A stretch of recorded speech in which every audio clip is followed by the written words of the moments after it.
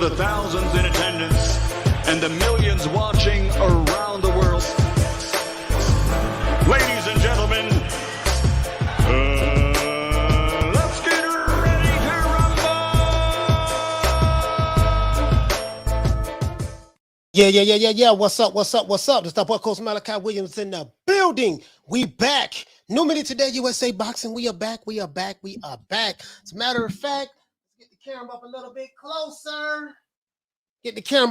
closer. We need a closer shot. Okay, just kind of cut my head off a little bit. Bear with me a little bit, guys. All right, I'm just high. We're just gonna leave it like that. it gotta be the weed. Hold on, guys. I gotta be the weed. Okay, true. I'm a very stickler for stuff. Man, we're gonna have a damn good show today, man. Let's give everybody a round of applause. We're gonna get right into this shit. We're not even gonna play with it today. We're just gonna get right on into it. Let's give everybody who's here a round of applause.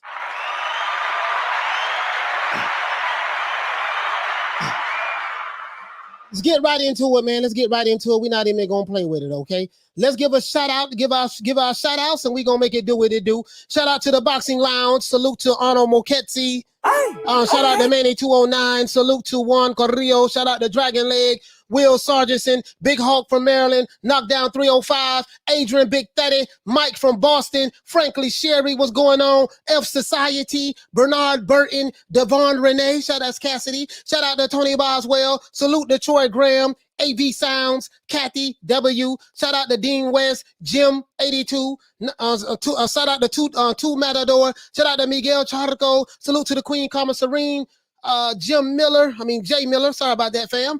Shout out to Here to There, shout out to True Gritter 402, shout out to Malcolm Roach, salute to Hair Hero Elite, shout out to Jay Rodriguez, Folabon, salute to Philo 58, salute to Ralph Reacts, shout out to my main man Ron Boy Fresh from DC, what up Slim, shout out to Dantes, my main man right here in Tampa Bay with me, shout out to Big Ronald Finkley, Charles N, shout out to Chick from LA, Damon Bennett, salute to Lonnie Laughlin. Shout out to the Queen of Green Eyes Peace. Salute to Charlo. Shout out to Ahmed. Jack Wadatama. Salute to Thomas Jones. Jason Dockery. Salute to the Queen Fistiana Fights. Shout out to the Queen Misfit.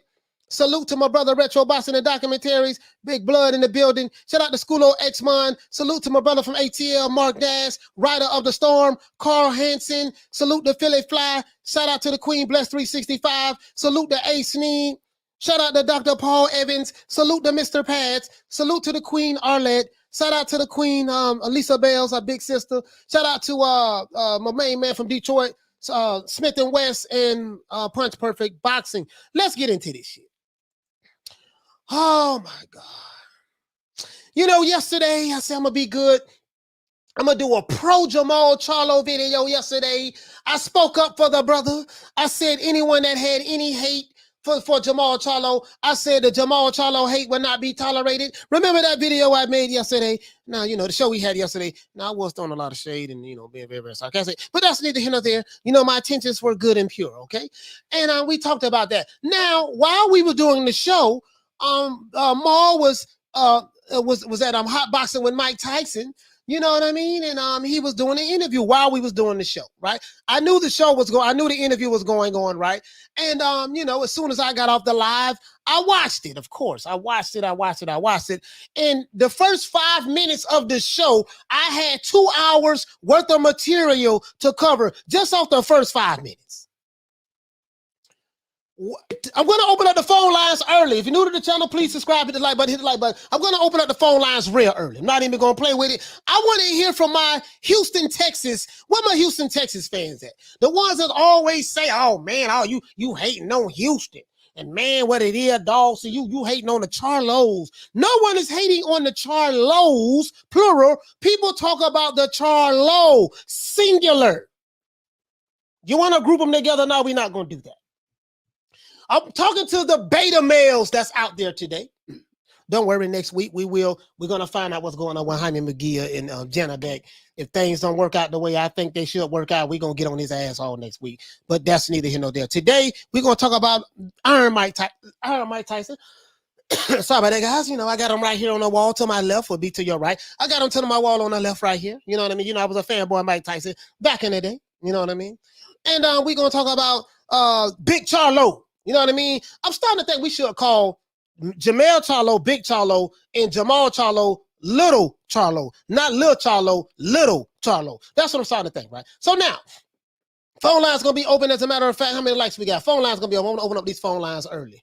I'm going to say what I got to say, open up the phone lines, and I pray to God these Houston, Texas, all my brothers and sisters from Houston, Texas, the ones who hit me up say I'm hating on the Charlos, even though I only talk about one Charlo, and I just speak about, hey, man, I think highly of this guy, and I think this guy should be fighting better competition. Since y'all don't want to hold him accountable, I'm going to hold him accountable. Now, I know I'm going to be called all types of coons, Uncle Toms, sellout, Sambos. I know I'll be called all that. I give two fucks about what you call me today.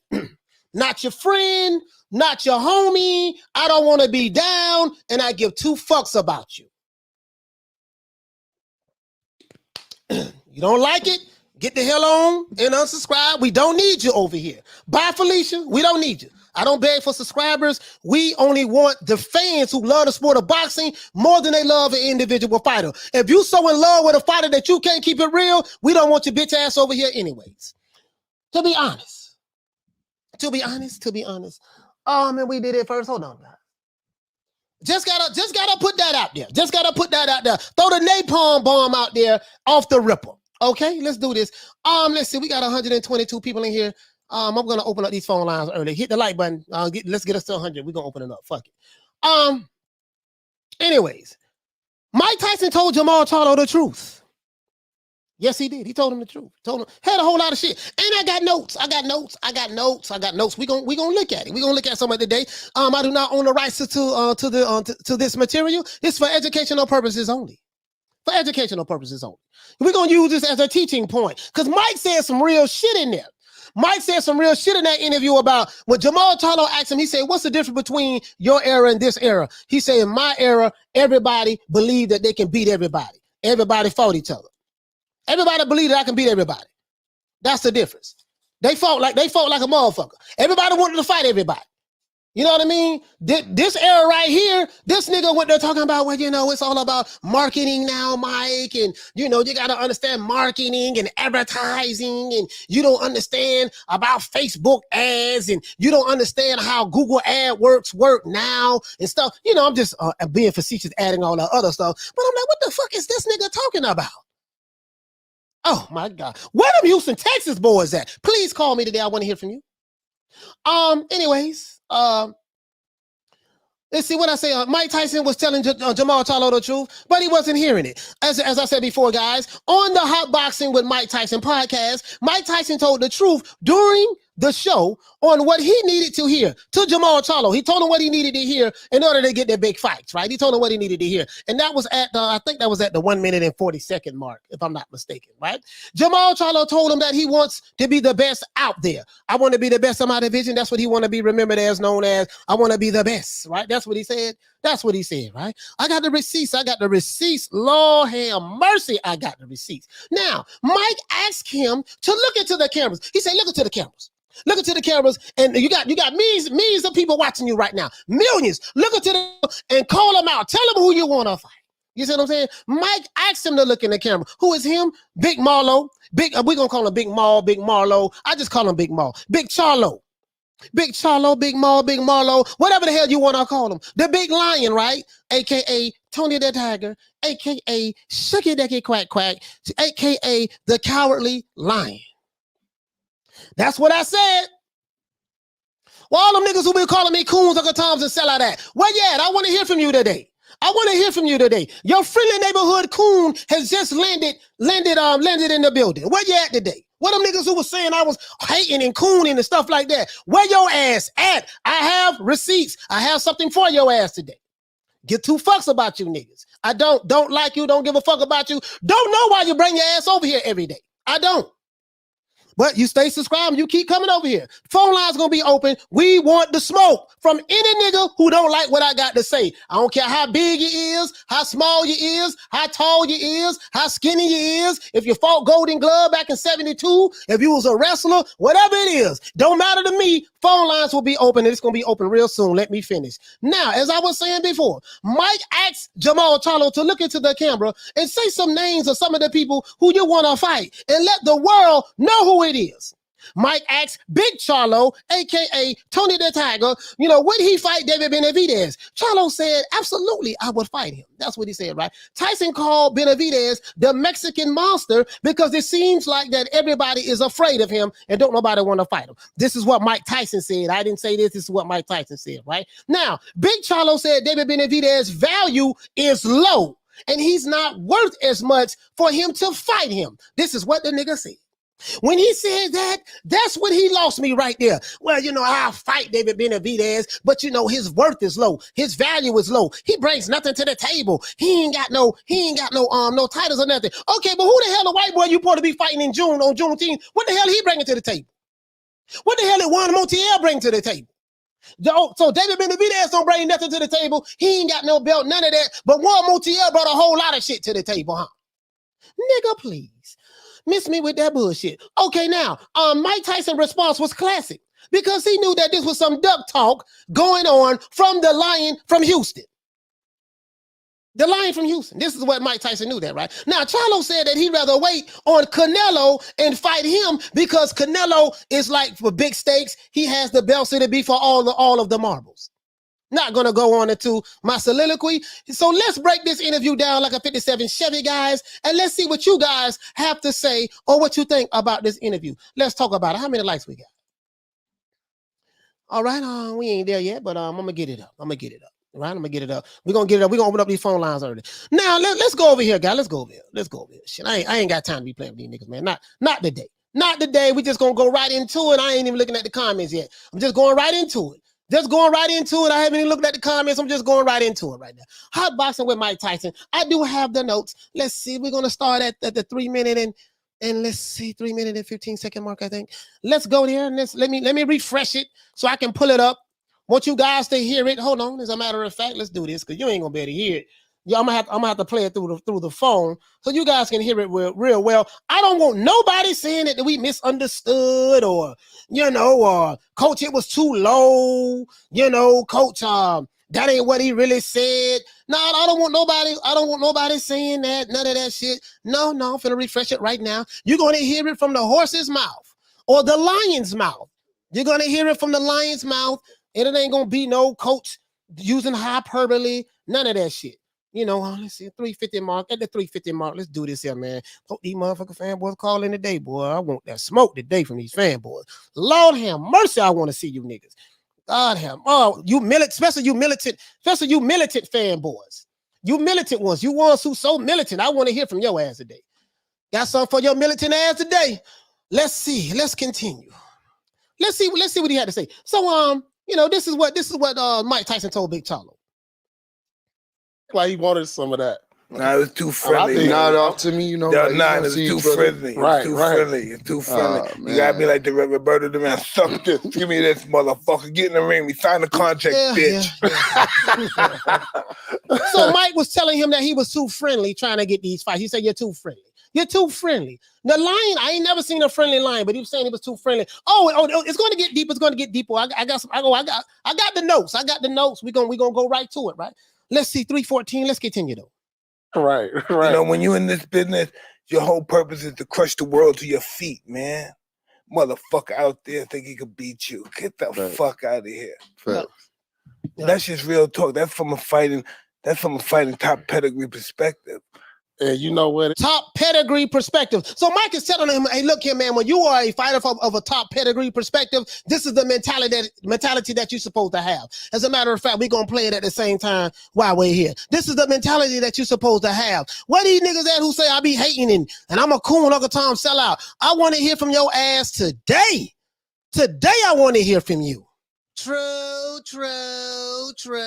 I am here. We don't run from no goddamn smoke, from no nigga on YouTube, Twitter. It don't even fucking matter to me. Let's go. Easy to create that buzz with the social media too.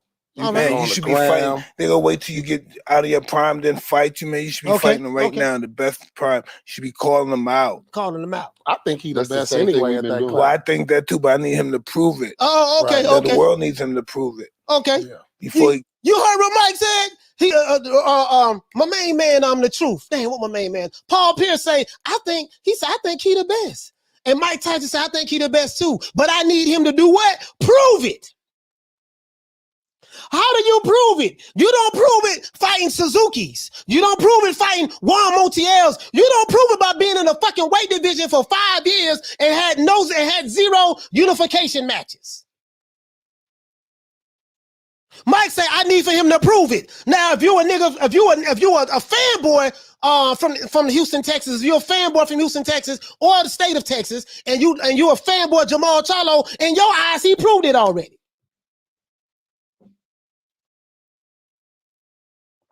Again, I give 2 fucks about what a nigga think about me. And another thing, I don't have no emotional attachment to this nigga. I don't have no emotional attachment to Crawford, Spence, Joshua, Fury, Usyk, Tank Davis, Shakur Stevenson, Devin Haney. I don't have an emotional attachment to no fighter. So I give 2 fucks about who your favorite fighter is. Remember that. Let's continue. To a wheelchair or something, man. Come on, we got to start fighting. You know, what's your brother, 154? 154. Now imagine if Errol Spence went up and fought him. Imagine what kind of money they could make. Yeah. See, that's what this is all about. They train together, though. Let's start right here. Keep going. All right. Hey, that's the only reason. If you're friends, you will be my friend. Let's help me get me some money. Let's fight and get $10 million. That's what my friend do. My friend fights me and helps me help my family. That makes sense. That's what. So Mike telling him, he say, nigga, even if we are friends, we should be fighting each other. And he talks about how he fought his friend. I forgot the brother name that was a heavyweight that beat him twice in the Olympics. He said, I fought my friend, help him get paid. He helped me get paid. You know, he beat him, might end up beating him. But he just said the mentality that they had back then, dog. This is what I be saying. I'm 48 years old. I know what the fuck I'm talking about. Them dudes back then had a different mentality than these motherfuckers that's boxing today. These dudes today, not all of them, but some of them, some of these dudes that's fighting today, they got a whole nother different mentality. And y'all got the nerve to be comparing, these fanboys be comparing these fighters today to the old school fighters. Nigga, how? Nigga, what? And nigga, where?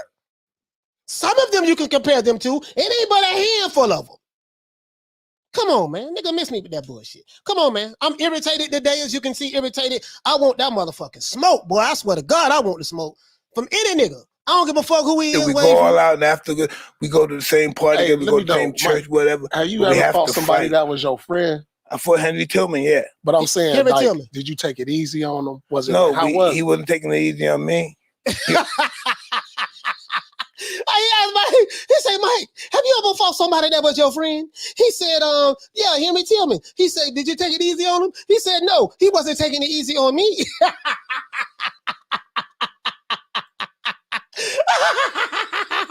That's what I'm talking about. Shout out to that Axiom. For dropping that quarter of a bam dub on your boy. Hey, Leroy. Super chat received. Playtime's over, boy. He said Charlo said boxing different. Yeah, I heard the nigga say that. He said, what's so different today? It's easier to duck your opponents. Charlo do so much talking. He said, but they ain't backing it up. Yeah, but his fans love him to death. They swear to God he's some kind of killer. They swear to God he's some kind of killer, though. This nigga soft as hospital cotton. Let's continue. Hospital cotton. That nigga there. Let's go. Kick my ass 2 times in the amateurs. Right. Yeah. You know? Because, like, if that's your boy, that's hard to let the hands loose. No. Well, if that's your boy, you gonna let him starve, gonna let his family starve. That's how you you can help him out. Right. Yeah. I don't got no friends in boxing. It's just. Yeah, but he said, Mike Tyson say, different mentality. He say, nah, that's my boy. Are you gonna let him starve? Nah, nigga, we gonna fight and get this money. This is what I was saying, what Jermall Charlo should have been doing with Daniel Jacobs and Demetrius Andrade. When you had the opportunity to fight those guys, you could have been doing that instead of chasing this one goddamn dude from Mexico. The dude from Mexico ain't thinking about you, boy. So since he ain't thinking about you, you should have been making your own legacy fights by fighting your brothers and y'all coming together and making money together. But them dick riding PBC YouTube channels, they was giving you niggas a way out. You don't get no more way outs today. Not with me. I give a fuck about you. Give a fuck about you. Oh, let's see. Shout out to Pito. Hey, okay. For dropping that half for bam, dub on your boy. Hey, Leroy. Super chat received. Playtime's over, boy. He said, I respect the Charlos as fighters, but they be acting like some divas. Real talk. He said, keep your foot on their neck, coach. No, Jermall Charlo is fine. Now, Jermall Charlo is emotionally unstable, but Jermall Charlo is fine. Jermall Charlo is the one that we directing these shots at today. Jermall Charlo want the smoke. I ain't got no problem with Mel, so I don't want nobody talking about he hating on the Charlos. No, I'm not hating on the Charlos. I'm hating on the Charlo, singular, not plural. Get it through your thick skulls. Let's go. Shout out to Mr. Calderon for dropping that quarter of a bam dub on your boy. Hey, Leroy. Super chat received. Playtime's over, boy. He said, imagine disappointing the legend. Mike wasn't with the energy from Charlo, and neither was Paul. No. They were looking at this nigga like, what the fuck is this nigga talking about? This nigga here, like when the nigga was talking, they looking at him like,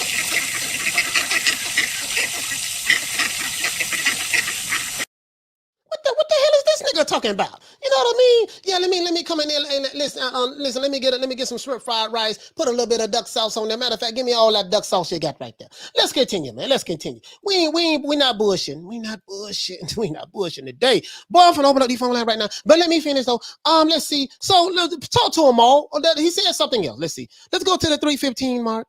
Let's go to the 5:10 mark. Sorry about that, guys. The 5:10 mark. Let's go there and let's continue. We're gonna go here a little bit. I'm gonna speed this up real fast.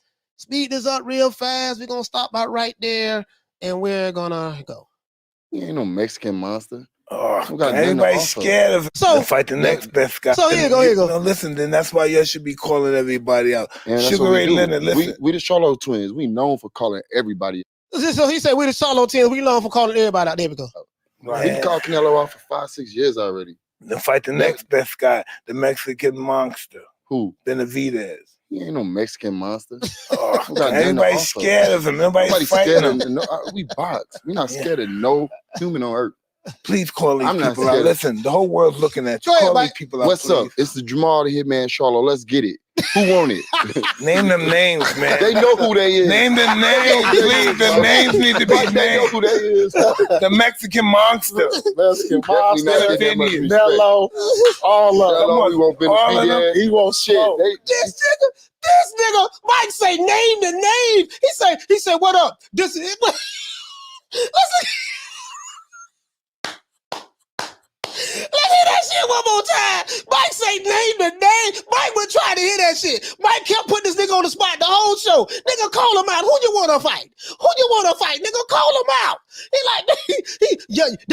He said, what up? This Big Charlo.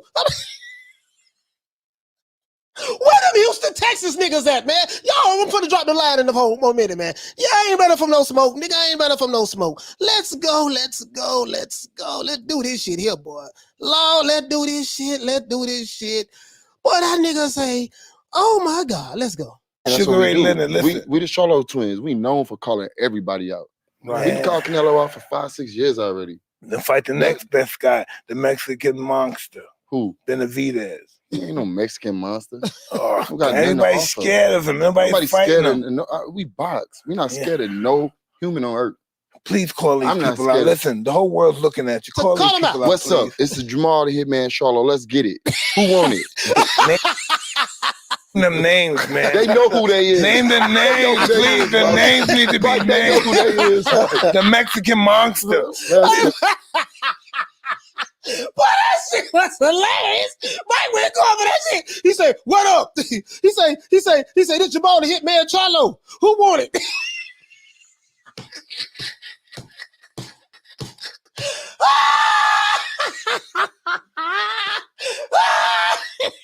That nigga there. Shout out to Earl Stevens. For dropping that half of bam, dub on your boy. Oh my God. Super chat received. Oh my God. Boy, that was some funny shit there, boy.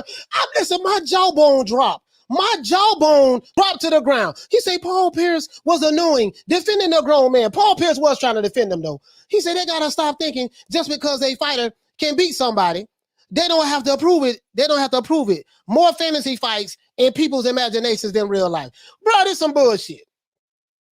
They look at me like I'm the bad guy. Nigga, I'm 48 years old. I ain't one of these old crested niggas who y'all follow on YouTube who be dick riding the PBC and lying to you. No, I give two fucks about them niggas on the other side. I give two fucks about their subscribers. I don't care nothing about none of that. Me, I'm an old school nigga. I'm 48 years old. I've been watching boxing for 40 years. And the fighters who I came up watching moved a little bit differently than now. I don't cap for super chats, none of that shit. I call it like it is.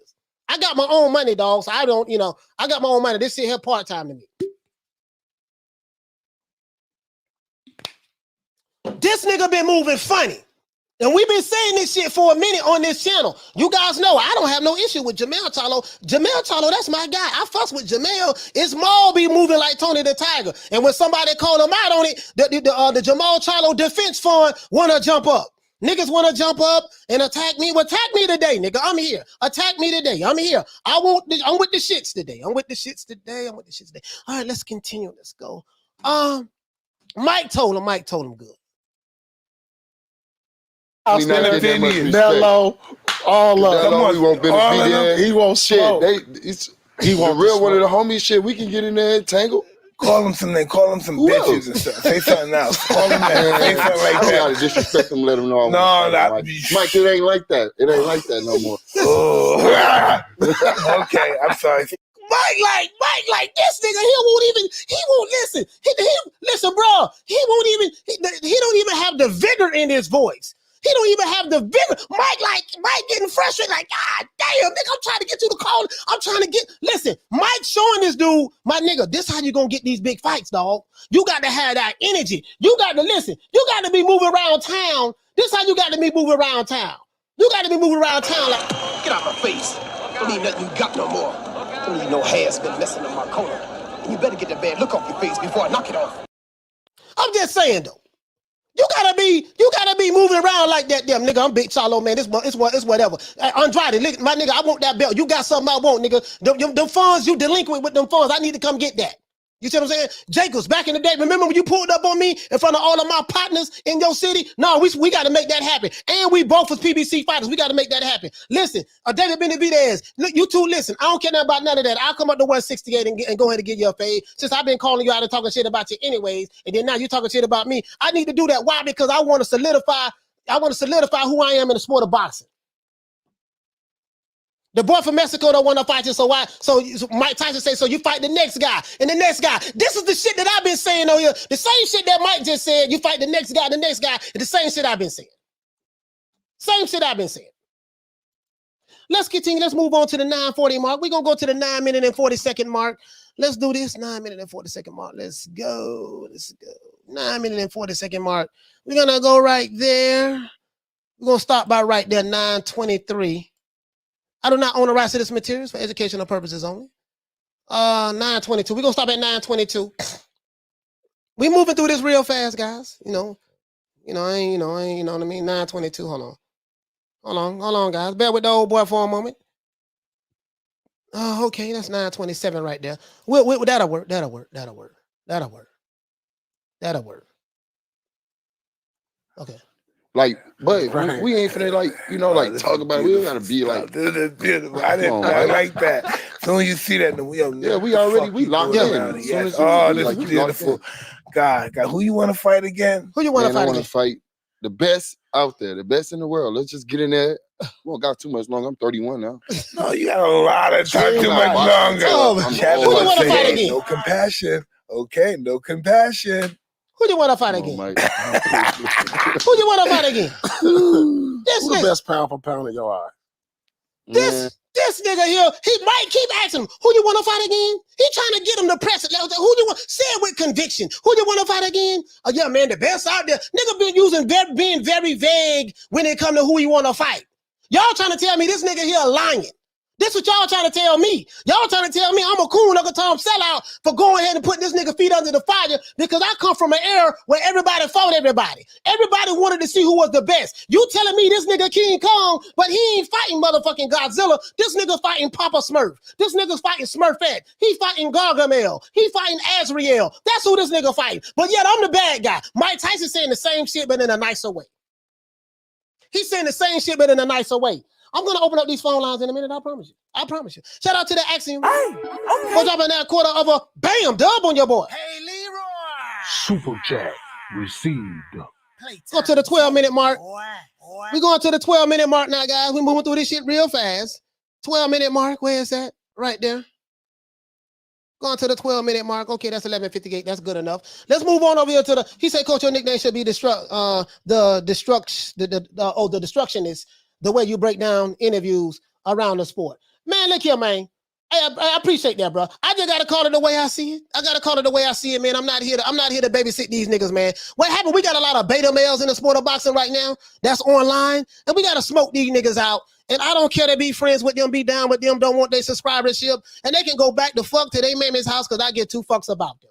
Swear to God, I do. Swear to God, I don't get 2 fucks about them. Listen, go ahead, Mike. Go ahead and say it again. I mean, when you that big, though, come on. No. When you look at the statistics scale and they say he's 240, this guy's 220, you can't weigh somebody's will and desire. Oh! And determination. How can you weigh that? Oh! How do you weigh that? That's the spirit. How do you weigh? Well, spirit's what, 1.2 grams? How do you weigh that? Both the same weight. The strategy was off. Bro, you heard what he said? You can't weigh somebody's, will, determination, and desire. Let's hear that one more time. See, why was that? Now, they was talking about Anthony Joshua as it relates to what they were saying. But why is that important? Because this is what I've been telling you guys. Dude, in order to be a lion, you got to have heart. You got to have will. You got to have determination. You got to have the desire. When you are a lion, you got to have the desire to be looked upon as the king of Zamunda. How do you prove that you are the best in your division? You fight everybody else who say they the goddamn best. That's what you do. Any nigga trying to justify the buffoonery that's been going on with Jermall Charlo, guess what, nigga? Call in. Call in. Phone line's gonna be open in a few minutes, I promise you. Shout out to Raphael. Hey, okay. For dropping that quarter of a bam dub on your boy. Hey, Leroy. Super chat received. Playtime's over, boy. You got one dude fighting undefeated champions after champion, and other dudes fighting to unify your brother, and then you got another nigga fighting Darkwing Duck. Shout out to Boxing Logic United. Hey, okay. For dropping that $2 bam super chat on your boy. Hey, Leroy. Super chat received. Playtime's over, boy. He's a pugilism. He said Jermall Soft Taco Charlo. These niggas think somebody be hating on the whole city. You hating on our city. Ain't nobody hating on no goddamn city because we calling out this nigga right here, man. Call this nigga out with this bullshit. Ain't nobody hating on no damn city. Y'all niggas too acting like hoes, justifying the bullshit. That's all right, though. That's all right. I'm here today. Big, that much of a he didn't apply. No, when you're that big, your muscles need more oxygen to breathe. So they talking about didn't apply no pressure to do. They talking about. Let's go to 15. They're talking about Anthony Joshua right there. Skipping through pretty well. We going to the 15-minute mark. I wrote the notes. What it say? This is what Jermall Charlo said. How he want to be remembered in the sport of boxing. He said he want to be classified as. Mike asked him a question. Mike asked him a good question. Let's go right here. Go ahead, Mike. Let's see. Mike asked him a good question. Hold on. Yeah, these niggas here, man. I mean, they can go back to their mamma's house today. I really don't give a damn today. I swear to God, I don't give a damn. I ain't trying to be down. My name ain't Brandy. I ain't trying to be down. And I got enough friends. Let's go. Him. That's all you have to do. You both fight and say, I'm not fighting nobody unless I fight him. Right. I'm not fighting nobody. Strip the belt from me. If I'm not fighting him, I'm not fighting nobody. Mm-hmm. That's what happened to people got the belt stripped. Just to fight each other. Yeah. You gotta fight each other. It's different now. Yeah, no, it don't have to be different. Yeah. There's a lot of belts out there. Take them all, get them all, rack them up. This is the business when you're in here. This is about competition. You win as many championships as you win. Mm-hmm. You're not in here to play. Nope. This is not a game. This is for immortality. Here you go. I mean, I think right now, let me see what's going on. it's like, all right, how much more longer you want to box? You what, 31? Until I get all the belts. Like Mike said, like that's what like I'm saying. like a boxing mentality. What is it that you want to accomplish? So he said until he get all the I belts. want all the belts. I want to be classified as like one of the best fighters of my era. All right, let's start right there. This nigga say he want all the belts. He want to be classified as one of the best fighters of his era. Now let's see. All right, that's very interesting. He said that. Very interesting. He said that. Hold on. I want to be classified as the best fighter of my era. I want to get all of the belts. Nigga, you been in the middleweight division for 5 years and you still sitting on that one goddamn belt. You won that one belt 3 years ago. And your followers are giving you a way out by saying, yeah, man, but see, you know, it's a conspiracy against Jermall Charlo and all that shit there. You want to be classified as one of the best. So let's see how you gonna do that. Let's see how you're going to do that, sir. Let's see. Since he moved in the middleweight division, he fought Jorge Sebastian Highland, okay? He fought Hugo Centeno Jr. That's his second belt fight in the middleweight division. 2 white guys, right? Let's see. One guy's, he's right here from America, from Brooklyn. I think so. Let's see. He fought Korobov. Okay, Korobov. I think he's from Ukraine or somewhere. I don't know where Korobov is from. That's 3. He fought Brandon Adams. This is the only brother that he's fought. Brandon Adams. Let's see. Then he fought Dennis Hogan. Hogan is from, I think he's from Ireland. Dennis Hogan is from Ireland. Then he fought Sergey Deregenchenko. And then after that, he fought Juan Montiel, the guy he went life and death with. And now he's fighting Macy Sulecki. So now, tell me, how is his record since he's been in the middleweight division? How does this line up with him wanting to be considered as the best in his division and he want all of the goddamn belts? Somebody make that shit make sense to me. I'm just saying. Shout out to Jonathan. Hey, okay. We're dropping that quarter of a bam dub on your boy. Hey, Leroy. Super chat received. Playtime's over, boy. He said Jermall fighting on Juneteenth. He making the brothers LDBC look bad, coach. And he fighting on Juneteenth. Shout out to Mr. Nice. Hey, okay. We're dropping that $2 bam super chat on your boy. Hey, Leroy. Super chat received. Playtime's over, boy. So he said he on that launch pad flow, not Darkwing Duck. Yeah, man. Yeah, man.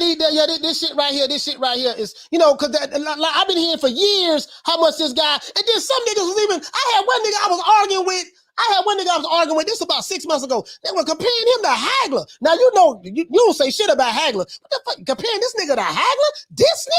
This nigga right here. Boy, how this nigga fighting? How this nigga going life and death with Juan Montiel and shit? This nigga got a resume full of C-class fighters in the middleweight division. And he fought, how many champions he fought since he's been boxing? I think he's fought 2 champions. He beat J-Raw. His biggest fight was, his best win was J-Raw. That was in the junior middleweight division. But niggas looking at me like I got 9 heads. Okay. Hold on. As a matter of fact, let's go to 13. It's one I miss. Mike Tyson talked about, hold on. This is what Mike Tyson talked about. And this is for a lot of fighters. You know, this ain't just Jermall Charlo, but this is for a lot of fighters. Let's continue. If you ain't in the business, I don't feel sorry for no goddamn fighter. You chose to get punched in the face for a living. So since you chose to get punched in the face for a living, you got to take everything that come with it, baby bubba. Facts. That's all it is.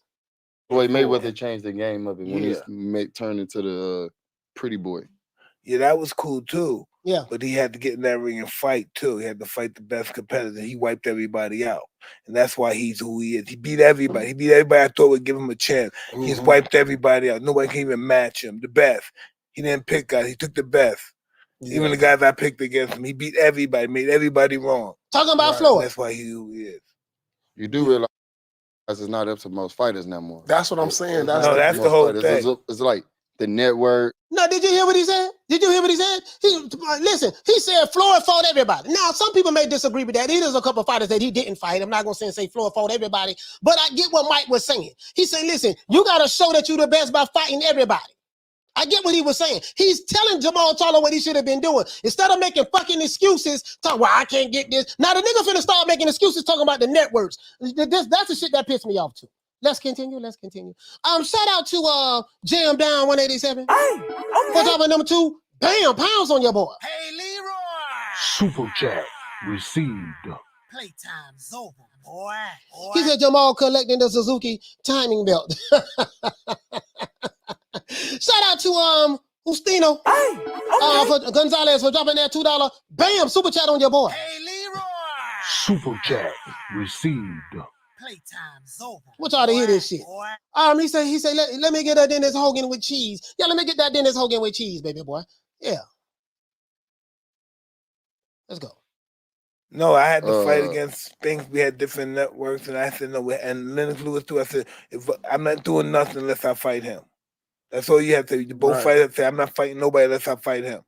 I'm not fighting nobody. Strip the belt from me. If I'm not fighting him, I'm not fighting nobody. Yeah. That's what happened to people got the belt stripped just to fight each other. But it's different now. Yeah, no, it don't have to be different. You see what he's saying? There's a lot of belts out there. You see what he's saying? Take them all, get them all, rack them. You heard what Mike said? Mike say, no. You tell him, look here, baby boy, look, I ain't fighting nobody till I fight him. This is who I want to fight. If you a champion, everybody should be trying to fight each other, period. I don't give a fuck if you're white, if you're black, if you're Hispanic, Asian. I don't care where the fuck you from. If you are a champion, you should be trying to fight everybody. Don't justify the buffoonery that's going on in boxing. Don't justify that shit. I'm not going for it. Not me. I ain't going for it. Now we finished now, guys. We got one more to go to. And we finished. And I'm going to open up these phone lines, and I want all of the smoke today. I want all the smoke. I ain't bullshitting. I'm dead ass serious, boy. Dead ass motherfucking serious. Let's see what they got to say. Let's see. Hold on, 46-minute mark. I got the 46-minute mark coming up. I think that's it. The 46-minute mark. And we're going to get right here. Hold on, guys. Want to go right here? Let's go right here. This is the last one. I promise you. Let's see. Let's go right there. You are kind of very exciting, like I was saying before. That's going to be a really good fight. So, really exciting. Hold on. Hold on. Check this out. Yeah. So when he's not fighting, I will be. Everybody thinks he's going to slug out and boom, popping that jab in your face. Listen to this. Moving. He learned a lot from Floyd. Talking about Canelo. From that I don't really think Canelo jab as much as me. Here you go. Well, Here you go. You are kind of very exciting, like I was saying before. That's going to be a really good fight. There you go. It'll be really exciting. That's what fight's about, being excited. You want the Talk to him, Mike. say, when the next time that guy's fighting? You know, it's just all the psychology of the fan. I move up in weight class, Here you go up to 168, challenge this man for all the marbles. The Mexican monster, yeah. The Mexican. You keep throwing that up every time. I just want did I say that? Like People supposed to be scared. Yeah, he instigating. Everybody's scared of this guy. Remember the guy was everybody scared of that guy? You talking a lot of shit. That's all I want you to say stuff. Hey, you see that? Yeah, You see that what he said? He keep talking about the Mexican monster, David Benavidez. Hold on. David Benavidez. They keep talking about David Benavidez. Hold on, guys. Yeah, they keep talking about David Benavidez, the Mexican monster. You heard what Jermall Charlo say? Man, why you keep bringing him up? Man, why you keep bringing his name up? He was breaking David Benavidez's name up all throughout the interview. Man, why you keep bringing his name up? Come on, man. I don't want to hear that shit, man. I don't want to hear that shit, dog. Not me. Let's hear it one more time. I want you to see this shit, though. Hold on, 46-15. I want you to see this shit. Hold on. I want you to see this shit. Let's go. I'm kind of very exciting, like I was saying before. That's going to be a really good fight. I'm really exciting. That's what fight's about, being excited. You want the fans to say, when the next time that guy's fighting? Here you go, guys. Hold on. You know, that's it. Hold on, guys. Let's bring it on up. This is Mike telling them we want to know, we want the fans to be so excited to where they want to see when you're fighting again. When is this guy going to fight again? Hold on, I'm going to line it up right quick so you can see the body expressions and everything. There we go. It's all the psychology of the fan. I move up in weight class, go up to 168, challenge this man for all the marbles. The Mexican monster, yeah. The Mexican. You keep throwing that up every time I just want did I say that out to people? Instigating. Yeah, he instigated. Everybody's scared of this guy. Remember the guy was everybody scared of that guy? You talking a lot of shit. That's why I want you to say stuff. Everybody say? Mike say you talk a lot of shit. Mike said you talk a lot of shit. That's why I wanted you to say something. And they scared to say David Benavidez's name. You talk a lot of shit. That's why I wanted you to say something. Talk a lot of shit, baby boy. The nigga on the same side of the street as you.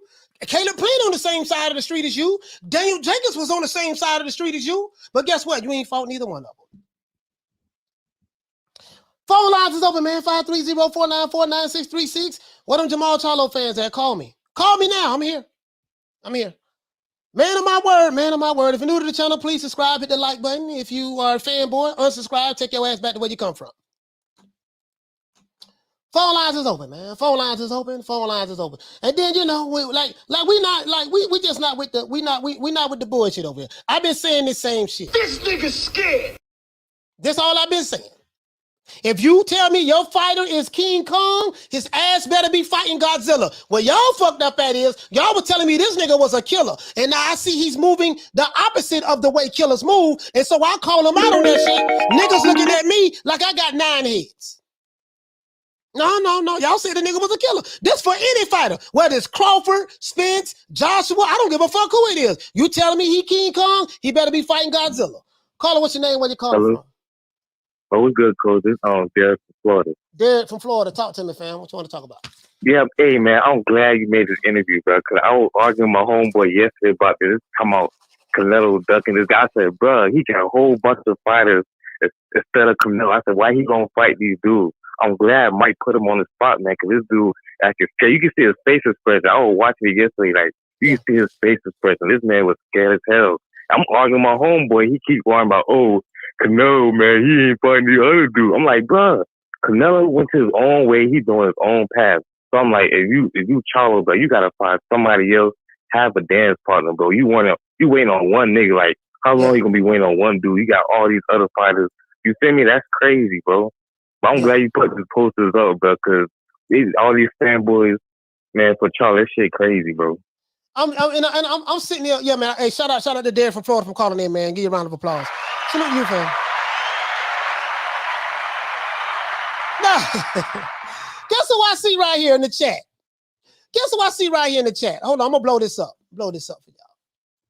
I see the defense attorney. Now, I'm gonna give him a pass because he's a young brother. My young brother, Jawan. I see my young brother, Jawan was over here. Where my young brother at, Jawan? Jawan was over here defending Charlo left and right. Jawan, you probably in the chat right now. Jawan, watching, ain't saying that. But I saw you over here defending. You were defending them, and you were saying that people hating on the Charlo twins, and they hating on Texas and stuff like that. And no. But Jawan, I get it, my brother. I get it. Phone lines open. Caller, what's your name? Where you calling from?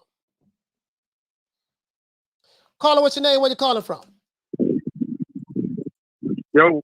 Caller, what's your name? Where you calling from? Mo City, out of H-Town. Okay, H-Town in the building. Talk to me, fam. What you want to talk about? I'm gonna tell you. I'm gonna be square business with you. There's gonna be a lot of dick rides going on, but the truth is, I was at the Warren Montiel fight, and the most exciting thing about the night was Isaac Cruz beating Francisco Vargas because it was entertaining. Everybody was in there quiet as shit during the Warren Montiel fight. If anybody say otherwise, they lying. I was there at the fight. The truth of the matter to me is, Lil trying to protect his big brother because he know he look crazy out here. Now, I go around to different gyms and watch these boys do their thing. They do a lot of barking. One twin does more biting and the other does more barking. And we know who is who. And I'm from H-Town. This ain't no hate. This just the reality of it. If you ain't fighting nobody, ain't nobody really got to give a shit. And I ain't gonna lie. You have a fight on Juneteenth, ain't nothing but Mexicans on there. I don't know how he allowed it. Then I was even more upset to find out that the man could have fought Danny Jacobs instead of Warren Montiel. I wanted my money back. But in the reality, that is what it is. Man, listen, salute to you, brother, for calling in. What your name is again, my brother? Mo City from H-Town. H-Town in the building, called in. Again, listen, I love Jermall Charlo. Jermall Charlo, one of my favorite fighters. I love that dude. I can't shit. listen. Listen. I fuck with him about how emotional he get, but when it comes to fighting in the ring, he's with it. He want the smoke, and he with it. He talk with passion, heart, desire. I love that dude, Jermall Charlo. I'm looking at him sideways. I like him because he's retarded and he don't give a fuck. That's what I like about Jermall. Hey, he funny in the motherfucker. You know what I'm saying? it's the truth. It's the truth. Hey. Jermall playing retarded. Hey, shout out to Mo City calling from Houston, man. Salute to you, my brother. For sure. Appreciate you, man. Yes, sir, man. Yeah, you hear that Texas, though? He said, appreciate you, man. That's that Texas there, man. Houston, Texas. H-Town in the goddamn building. Phone lines is open, man. Caller, what's your name? Where you calling from? My name's Rob from California, man. What's your name? I agree with you 100%. What's your name? Is Rob. Bob, okay. Rob. Oh, Rob, yeah. Rob. I agree with you 100%. Yeah, I agree with you 100%. But man, those promoters, man, Al Heyman and Top Rank, man. If you remember what they did to Mikey Garcia, Top Rank, he had to be out for like 2 years. He spent like $1 million in lawsuits just to get out of the contract. Mm-hmm. And like you're asking the fighters to do that, I get it, man. I get it, but you got to take that in consideration too. But you know what I mean? Consideration as related to what? I don't understand where you're coming from. Yeah, well, you're asking these fighters like Mike Tyson said, right? Like, then don't fight. Well, then like that means like 2 years, a year without fighting. Like that's some serious money loss, right? Like Mikey Garcia lost 2 years of his career in the Top Rank debacle. Well, so what happened? That's what's tough about the situation. Yeah, what happened was he was still under contract with Top Rank. He sued him while he was under contract. That was a mistake, number one. And since he was since he was still under the contract of Top Rank while having a pending lawsuit, Bob threw his ass on the shelf, and that's what happened with that. But my thing is, hey, you don't think that will happen to other fighters? Yeah, it happened to any fighter. Yeah, it happened to any fighter. Yeah, I get what you're saying about Mike telling him don't fight. I get that. I totally agree with you on that. But what I'm saying is when you're in the position that a Jermall Charlo is in, he is one of the faces of the PBC. He's the top dog. He's the head lion, the head honcho. He's in a position where he can call a lot more shots versus someone else who can't. So he's been in this division for 5 years. He's fighting his 7th or 8th guy, and it's a non-title fight. And he's fighting C-class fighters. And when we call him out on this shit, you know what I mean? People looking at us sideways. So it is what it is. But hey, man, Bob from Cali. You say Rob, right? Rob from Cali. Thank you for calling in. Yeah, Rob. Yes, sir. Yeah, no problem. Phone lines is open. Phone lines is open. Phone lines is open, man. Let's go. Phone lines is open. Let's see, man. Yeah, man. So that's where I'm at with it, dog. Me, again, I get what he's saying about with Mike. You just can't sit out. But my thing is this here. Dog, don't sit here and tell me that there's some kind of conspiracy against you. Everybody just avoiding you. Everybody's ducking you. You've been in the division for 5 years. We don't see other people just come and become undisputed. Your brother becoming unified champion with the same goddamn record label that you own. Record label, staff, or crew. He got the, hold on. Hold on, guys. Hold on. See what's up. Caller, what's your name? Where you calling from? Hey, what's up, man? My name's D-Live from Seguin, Texas. What your name is? My name's D-Live. D-Live. Okay, D-Live from where, Texas? But yeah, from Texas. Okay, Texas. Talk to me, fam. What you want to talk about? Nah, I just want to, I'm just curious, man. Like, what is Jermall doing now? Like, you got Caleb Plant calling him out. You got David Benavidez calling him out. Demetrius Andre's been calling him out. Jacob's been calling him out. Like, what is this guy doing? I don't know. If according to the narrative, everybody's ducking him. So Jacobs ducked him, Andrade ducked him, Plant ducked him, Benavidez ducked him, Canelo ducked him. So according to the narrative, he's such a super fighter, a monster guy that everybody's ducking him. So according to the narrative, that's what they say. That's what they say. Yeah, that's crazy, man. That's all I wanted to say. I'd like to see Jermall fight these fighters. Hopefully it happens, man. All right, man. Shout out to D-Live from calling from Houston. Calling from Texas. Shout out to you, fam.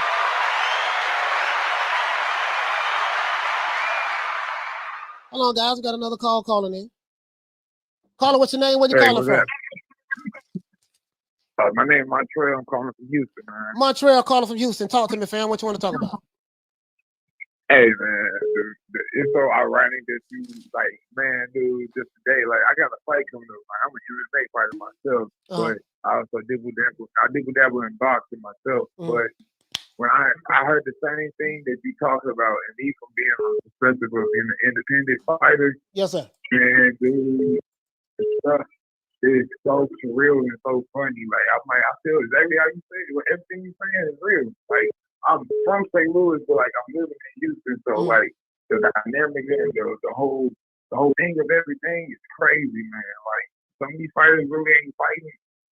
Like the guys in MMA ain't really fighting real motherfuckers, and the motherfuckers in boxing really ain't fighting real motherfuckers. Like these niggas going so-called undefeated to get on live TV to get their first loss and then act like pussies on the back end. You feel me? Yeah. So I feel what you're talking about, because like honestly, looking at the whole dynamic of boxing, Ali used to do the shit with Frazier and Sonny listening in them. Like half these niggas is straight fighting around with each other discussing. Okay. So like playing. So you just want no? Go ahead, brother. Go ahead. Cause we got other calls calling, and I just wanted you to get to your point. No, like it was just crazy, like how you just broke it down, like and how we listened to Tyson, like telling them like you a world champion, right? Mm. Call out who the fuck you need to call out, my nigga. Yeah, call him like, out. Yeah, call him. Listen, that shit was so lame. What up? He said, what up? He said, what up? This Jermall the Hitman Charlo. Y'all know what it is. Get at me. I was done. Hey, Montreal. Hey, man. Hey, we got calls calling in. Thank you so much for calling in, brother. Salute to Montreal calling from Houston, man. Yeah. Phone lines is hot today. Caller, what's your name? Where you calling from?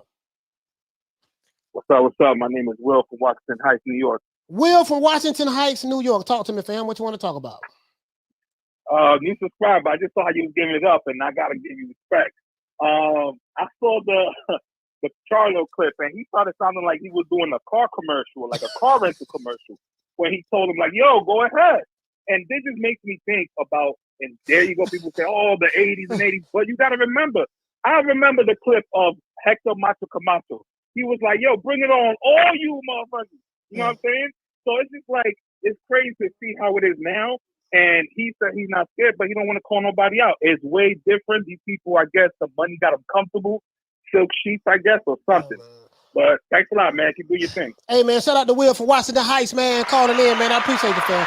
Bro, that shit right there just, shout out to my brother, man. Shout out to my brother Smith and West. For dropping that $2. Bam, super chat on your boy. Hey, Leroy.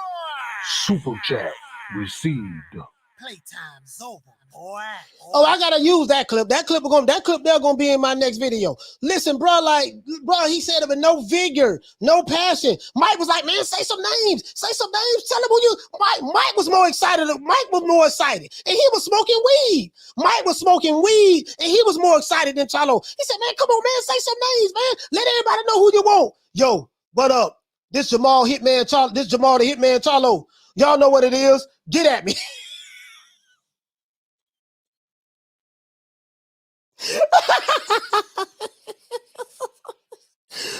Oh boy. Caller, what's your name? Where you calling from?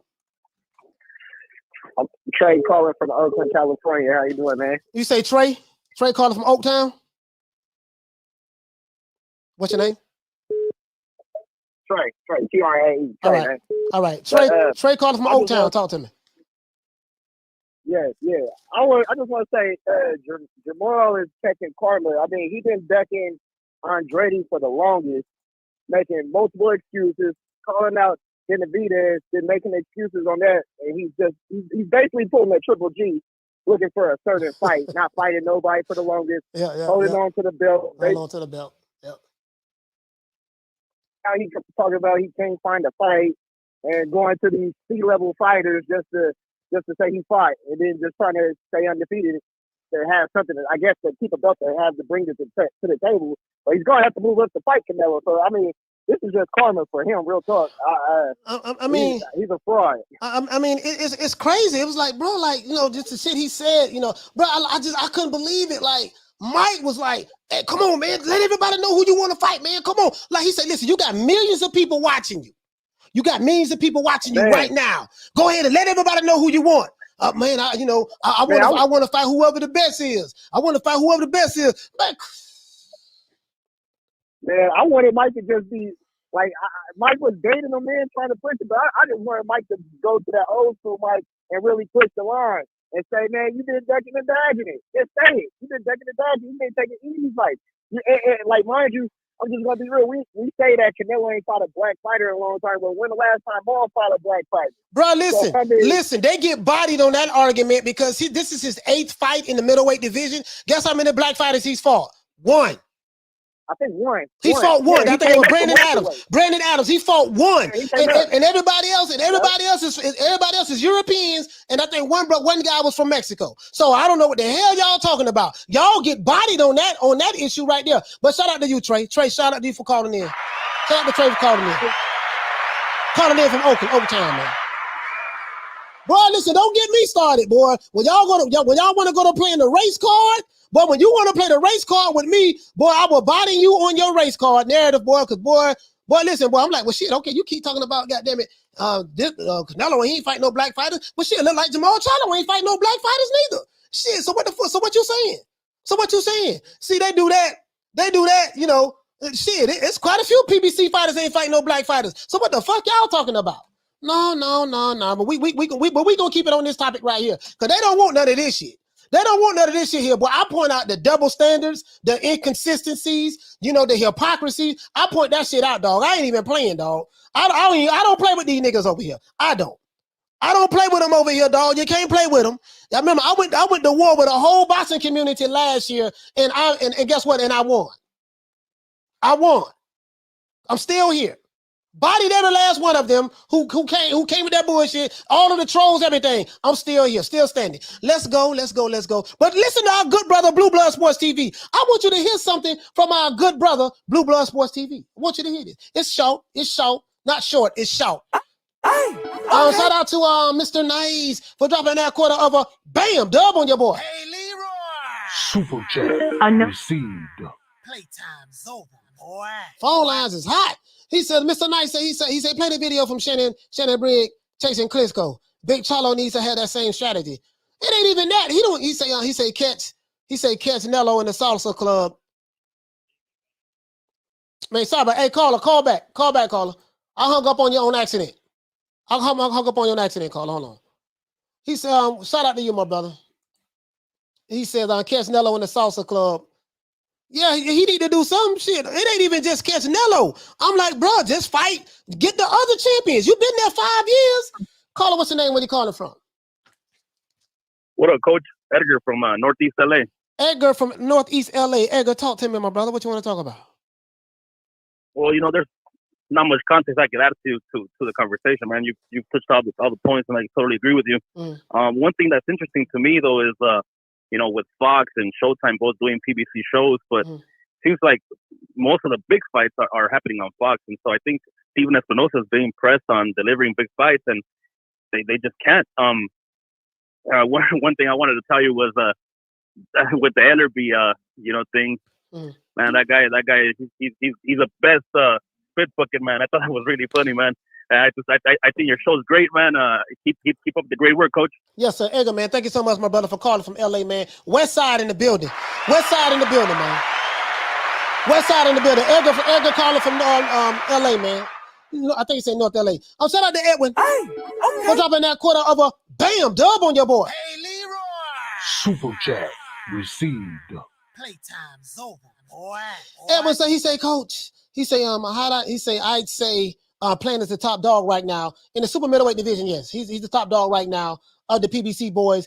David ducked him. Charlo is fighting X-Men. Remember, from Hogan, you get Logan. Okay, all right. So you say David Benavidez ducked Caleb Plant. Okay, all right. I don't know if I'm familiar with that part of it, but it's cool. Hey man, listen, I want you to hear something from your good brother. I know Blue Blood Sports TV is you guys' favorite channel. I want you guys to hear something from him. Let you guys to hear something from Blue. Blue shocked the hell out of me on this, bro.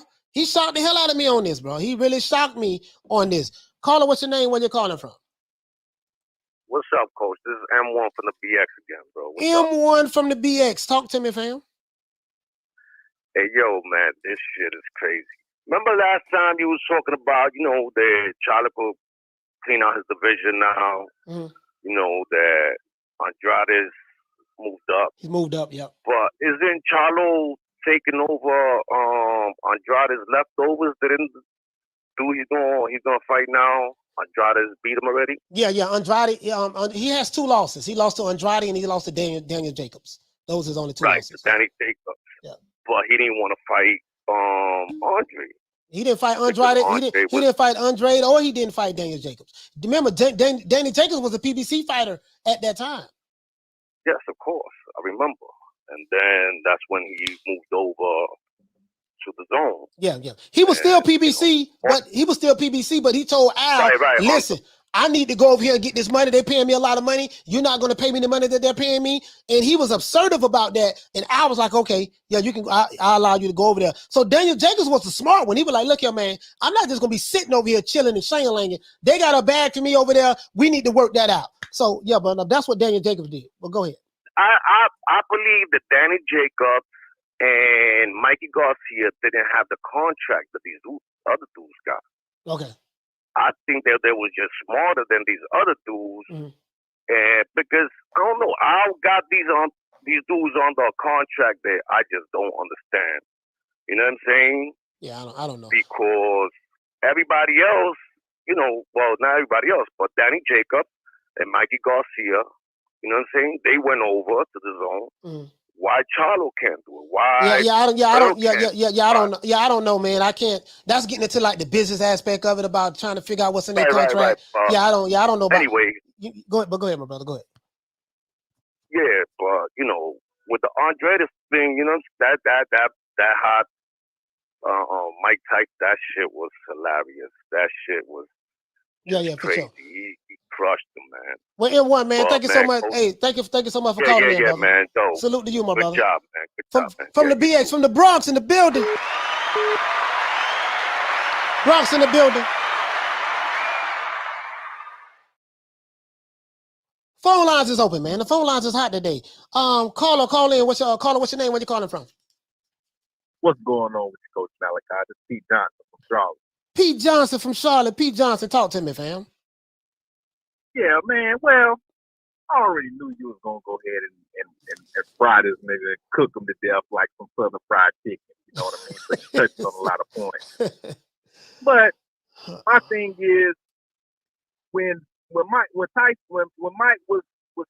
telling him to, like, you know what I mean? He was just, instigating to get him to call some names. Like, that's what you do to get somebody to fight. Instigate. So Mike instigating, telling him, say some names. Yeah, say some names. And he didn't want to say Benavidez's name to save his life. And I remember telling you a couple of weeks ago he was terrified of Benavidez.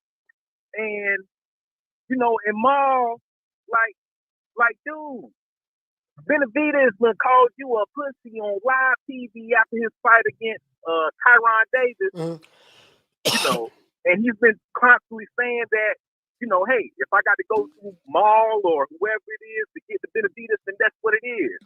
See, Benavidez trying to go. He want to get strikes. In other words, like, he's willing to go through the trenches and do the heavy lifting to get these other fights or what these tougher fights. Right. In order to get to Canelo, which is what you got to do. What you got to do, yeah. With the level that he's at, and Maul can't seem to wrap his head around that. He living in this motherfucking fantasy land as if he's that top nigga at 160 when nigga you ain't even unified at 160.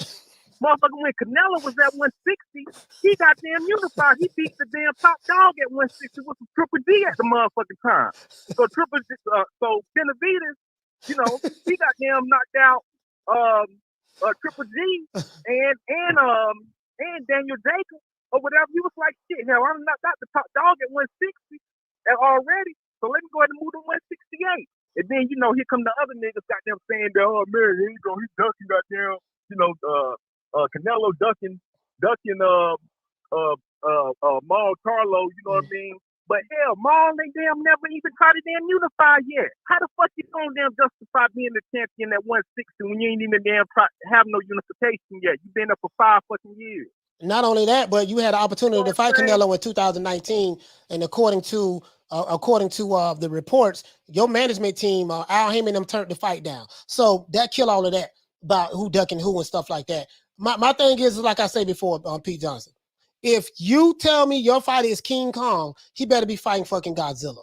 This guy's been in that weight division. This is what I look at. I'm in the bottom line business. The bottom line is this. You have been in this division for 5 years. You have fought a total of 0 champions. You have fought a total of 0 unification matches. And if I look at your career, you only fought 2 champions. You beat 2 champions in your entire career so far. So this is what I'm looking at. But in the middleweight division, the same shit that you will accuse Canelo Alvarez or any other fighter that you guys don't like of doing, of fighting. He's fighting Eurobonds, he's fighting this and fighting that. When I look at the fighters that Jermall Charlo has fought since he's been in the middleweight division, he's only fought 1 black guy and everybody else from Europe, and then he fought one of those guys was from Mexico. That's what I see. So I point out the hypocrisies and the double standards. That's what that nigga do, coach. He's a fucking bully. Maul is a fucking bully who won a fight when he knows the odds in his fucking favor. That's his fucking problem. You know what I mean? Unlike his brother, you know, when he was willing to take some chances or whatnot at the weight class he's at now, that's why he's goddamn trying to fight for undisputed right now. And I bet you, push come to shove, if it come down to it for Canelo to choose which one of the twins he gonna fight, he gonna end up fighting male. Yeah, but for I'm sure. gonna leave it at that, coach. You know, I know you got the phone lines ringing. Yeah, the phone line's right hot right now. Yeah, Push that nigga to death. Hey, shout out to Pete Johnson, man. Bring the heart out that nigga, coach. Yeah, bring the heart out of him, coach. Shout out to You know Pete what I'm Johnson, saying? man. Yeah, for sure, man. Shout out to Pete Johnson calling from Charlotte, man. Shout out to Pete Johnson calling from Charlotte. It is what it is, man. Shout out to Randy.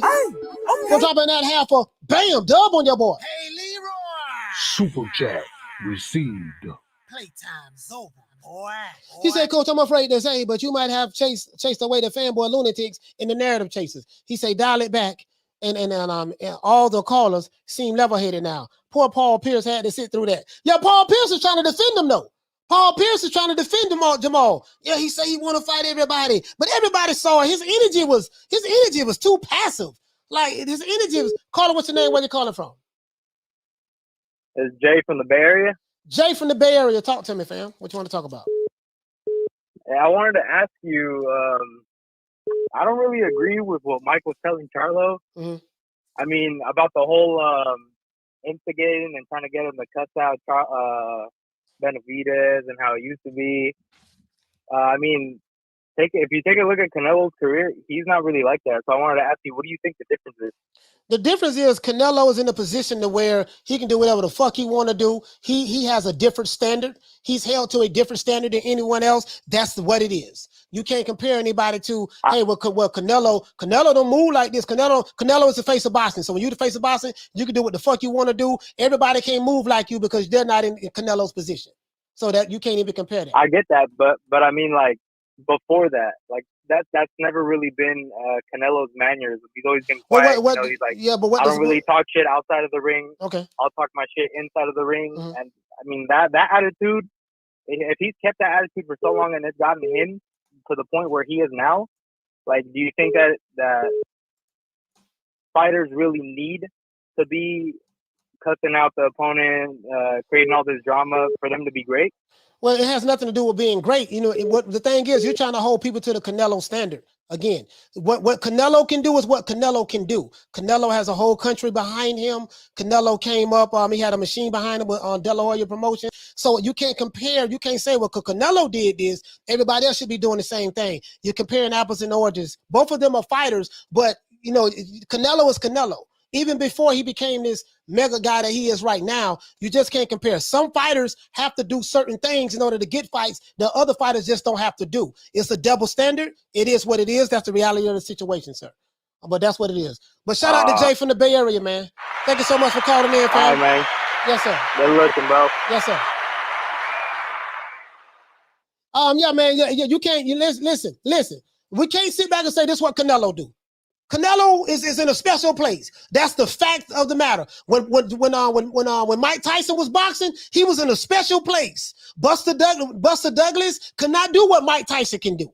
You see what I'm saying? Even though he beat Tyson, but I'm just saying though. So we can't compare anyone to Canelo because he's on another goddamn planet right now. That's the facts of the situation. Jermall Charlo, on the other hand, he needs to understand, hey, listen, man, I've been here for 5 years. It seems like he's content to me. Caller, what's your name? Where you calling from?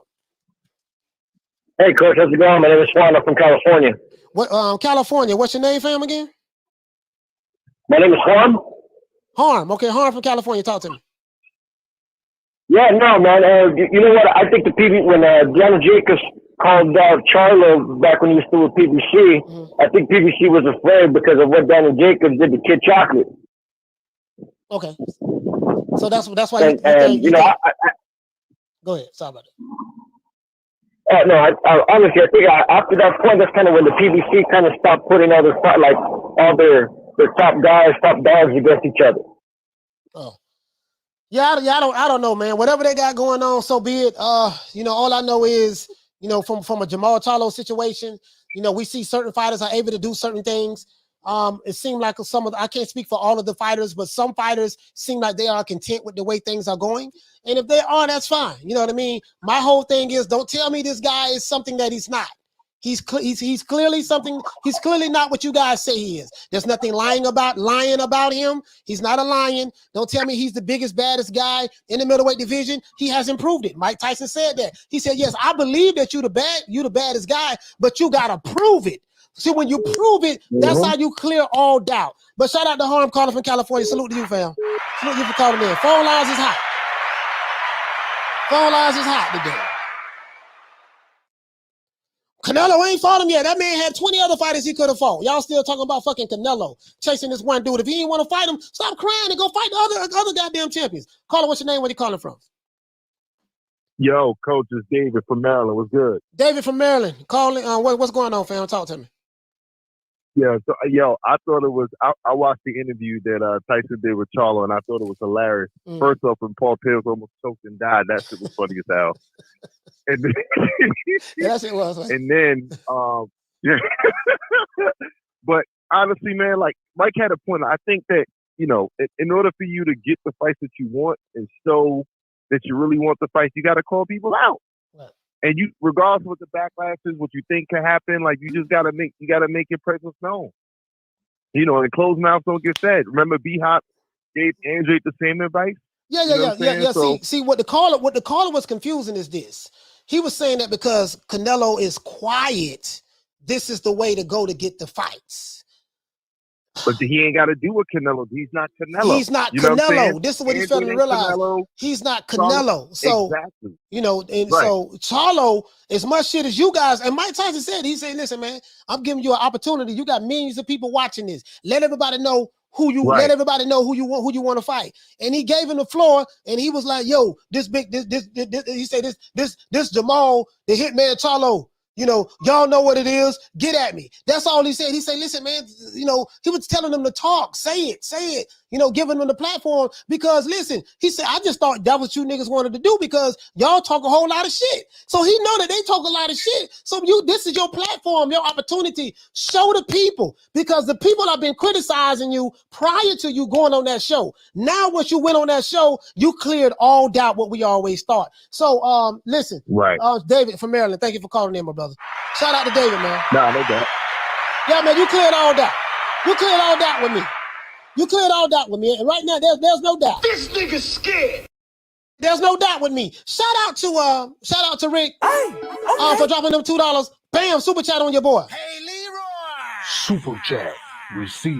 Playtime's over, boy. Yeah, I appreciate that, fam. I really appreciate that. And then, so this is what I'm talking about. This is what I'm talking about. This is what I'm talking about, man. Like, phone lines is hot right now. Let's see. Yeah, man. Don't be telling me about this dude some kind of killer. I'm calling. What's your name? Where you calling from? Jay Rodriguez calling from San Antonio. Jay Rodriguez calling from San Antonio. Talk to me, fam. What you want to talk about? Not too much, man. I just amateur boxing when I was young. I weigh about 160 right now. I was scared my phone was gonna ring when Jaime Munguia fight fell through.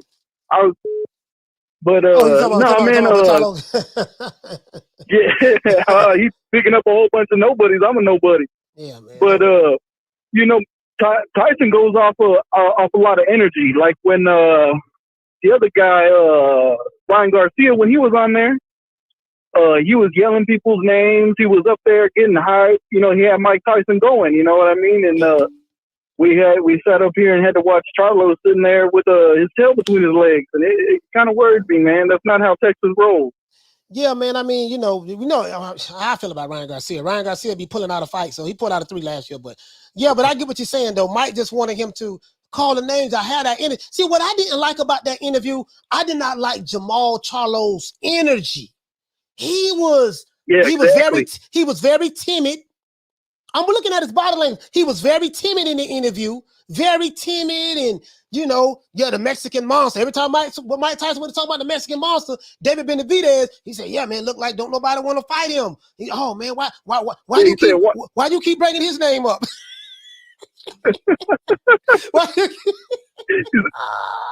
He said, I'm not scared, but oh my God. He didn't say one name in that whole thing except Canelo. No, he said a name.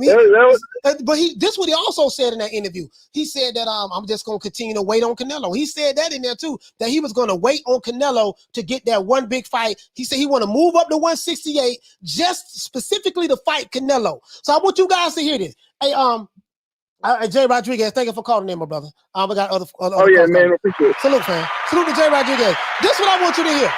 This dude said that hold on, shout out to Rick for dropping them $2 bam super sticker on your boy. Hey, Leroy. Super chat received. Playtime's over, boy. Shout out to A Sneed for dropping that half a bam dub on your boy. Hey, Leroy. Super chat received. Playtime's over, boy. Salute to you, fam. Shout out to Mr. T for dropping that quarter of a bam dub on your boy. Hey, Leroy. Super chat received. Playtime's over, boy. Dead meat. Mr. T said, Mike begged them in there clap at his ops. Please call them out. Please call them out, man. Hey, for real though, man. Hashtag bottle job. Shout out to Edward Cruz. You right about that, Mr. T. For dropping that $2 bam super chat on your boy. Hey, Leroy. Super chat received. Playtime's over, boy.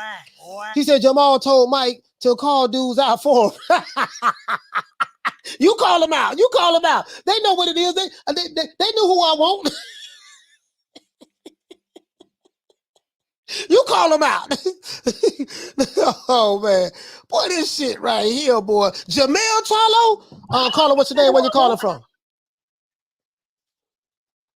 Hey, if that was Jermall Charlo, that interview would have been totally different, brother. Jermall Charlo. Caller, what's your name? Where you calling from?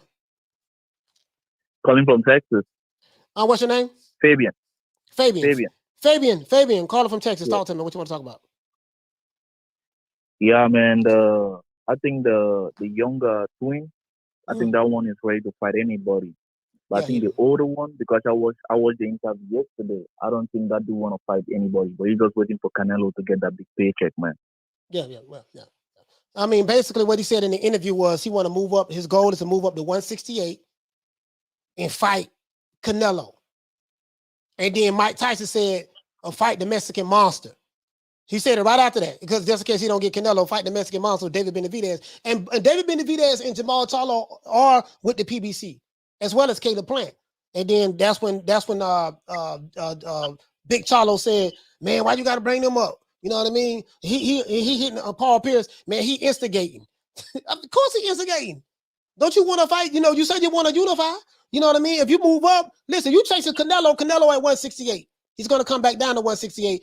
Man, it's just a whole lot of shit, dog. Like, I just didn't like the man's energy, man. His energy was just, he seemed like he was very timid in the interview. He was afraid to say names. He's speaking very, very vague and ambiguous and stuff like that. He seemed like he wasn't engaged. And bro, it was like Mike Tyson was smoking some of the stickiest of the icky, and he was more hyped up than the fighter who he was interviewing. The shit just made me like man, I can't. Yeah, I think that's the same thing he did when he was talking about Jacob, and when Jacob showed up at one of the fights, then his energy changed. I don't think like the Big Charlo, man. I don't think he want to fight the big names, man. He's just waiting for that paycheck, man. Okay, yeah, for sure, man. Hey, shout out to Fabian from Texas, man. Shout out to you, fam, for calling in. Hey, listen. If it was Jermall Charlo, the interview would have been totally different. Man, who you want to fight? Man, I want to fight that nigga Crawford. If he break his ass uphill, I'm putting his ass to sleep. You know how he be popping his neck and stuff. Yeah, J-Rock, if J-Rock wants some, he can get it again. Listen, that dude Castano, I'm gonna knock his ass out. That's what Jermall Charlo would have been saying. Jermall Charlo, yeah, man, yo, what up? This Big Charlo, you know what it is? Get at me. Oh my God, I find it hard to believe that these dudes are brothers. There's no way these dudes came from the same womb, came from the same nut sacks, and they act totally different. Caller, what's your name? Where you calling from? Hey, what's up, Coach? This Hulk from Maryland. Big Hulk, talk to me, fam. Hey, what's up? What's up, Coach? First of all, I want to say, we did it first. We did it first, and we inspire even the greats. We did it first. We did it first, and we motivate even the greats. Yes, sir. Yes, sir. Yes, sir. We did it first. Hey, Coach, man, I'm gonna tell you, I'm older, so I go back a little bit. Yes, sir. But you remember LL Cool J when he used to do his interviews back in the day? He had a hat pulled down, the glasses. He wouldn't say shit. Say shit, yeah. He just be in there looking cool. Yeah, looking cool, yeah. Yeah, that's what the Charlo was doing. Just sitting there. He had no energy. No energy. No energy, no nothing. And then he looked scared. I mean, scared to say something about Benavidez. Yeah, he was very, very timid. I'm like, y'all, they telling me this dude a lion, and I'm like, come listen. What lion? If it was Jermall Charlo, that interview would have been totally different. You know what I mean? Yeah. Call him out. I don't give a damn about calling him out. You can call him right now. You know, get his ass on the goddamn phone. Nigga, what's up, nigga? What's up, partner? You can tell your bitch, put bet 50K to 100. Jermall Charlo, bet 50K to 100, then I knock your ass out. Hey, I do got one other thing though before I leave you, because I want to say one thing. Go ahead. Check this out. Floyd Mayweather. They asked who was the best about the best fighter in the world ever. Floyd Mayweather. They asked him was Ali. Floyd said no, it's me. They asked Terrence Crawford, who's pound for pound best fighter in the world. Terrence Crawford says he is. Right. You ask Jermall Charlo, who's the best fighter in the world. They both say Canelo. I understand the fans. Saying Canelo. Yeah. But if you're a fighter and you out there, you're supposed to say yourself. You're supposed to say, I'm the best. Yeah, I'm the best. I didn't see no confidence. I didn't see no confidence. I'm the best. Hey, remember, I'm gonna let you go home. But remember Clubber Lane when he walked up, when he pulled up on Rocky, he said, "Getting out while you can. Don't get that sucker no statue. Give him guts." He said, Give guts. He said, "Give him guts." He said, "I'm gonna let me break it down for you people. I'm number one. That means I'm the best. You know what I mean? But this bomb be taking the easy matches, fighting other bombs. Shout out to my brain man Hawk, man. Shout out to Hawk. All right, my brother. Yes, sir. We did it first. We did it first. And we motivate. We did it first, guys. We did it first. Hold on, we got to cash out. We did it first, and we motivate even the greats. Shout out to my dog T Diddy, man. True. Shout out to T Diddy, man. I miss T Diddy. Somebody sent the super chat. Shout out to Richard Murillo. He said for holding on to that W. Don't want the smoke today. Shout out to Richard, man. Shout out to Richard, man. Shout out to Edwin. Hey, okay. For dropping that quarter of a bam dub on your boy. Hey, Leroy. Super chat received. Playtime's over, boy.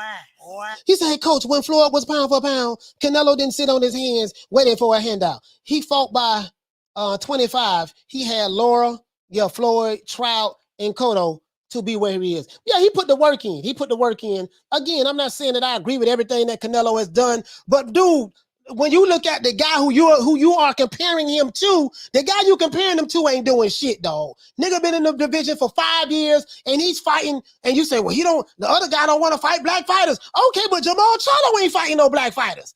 You see what I'm saying? And then look who he's fighting. He's fighting C-class fighters. You trying to tell me I got my own promotional company. I'm my own boss. I do what I want to do, move how I want to move. But yeah, you fighting C-class fighters? Come on, man. No, man. No, fuck that. 5 years is enough, dog. 5 years is enough. 5 years is enough. It is what it is. And I'm gonna be on Jaime Munguia ass too if he don't fucking get right on this purse bid they got going on. Caller, what's your name? Where you calling from? What's going on, Coach? Mr. Nice calling from Mr. Nice. Where you calling from, fam? From Virginia Beach. Can you hear me, Coach? Yes, sir. Oh, hold on. Yes, sir. Caller gonna have to call back. Yeah, I got you. Mr. Nice calling for Virginia Beach. Talk to me, my brother. Yeah, man, Coach. It seemed like to me, man, Charlo had more energy when they talked about Roy Jones, you know what I'm saying, Owen Tyson some money. Like, yo, we'll run up on him. Want us to do that? Yeah. Bro, his energy was just off, bro. Like, it just seemed like he was just so not engaged. He really didn't want to be there. You know what I mean? Like, go ahead, my brother. Go ahead.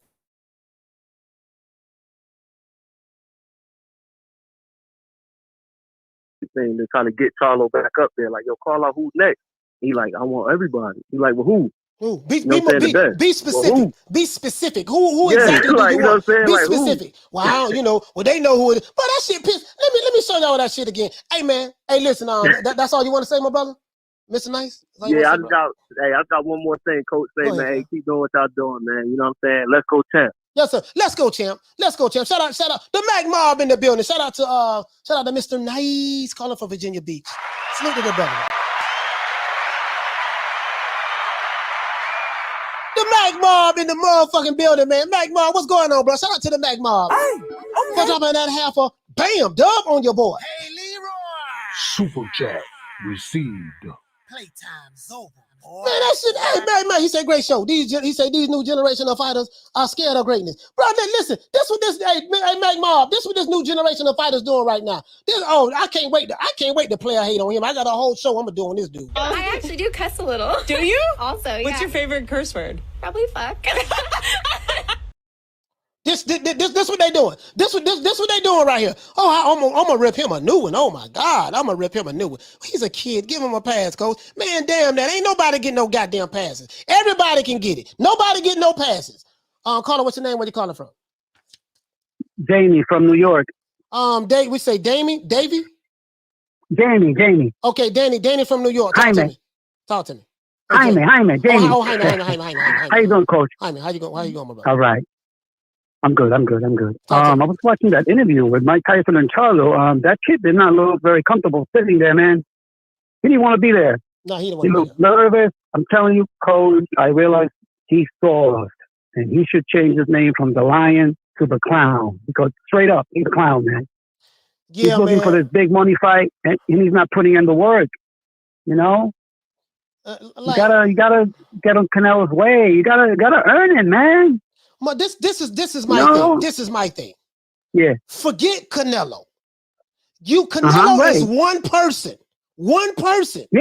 You have other legacy fights that you can make. You have other great fights where you can make a lot of money that you can make. Yes, you can. You're telling me I'm gonna move up to 168 just to fight this one guy Canelo for everything. Right. And you're not bringing. What are you bringing to him?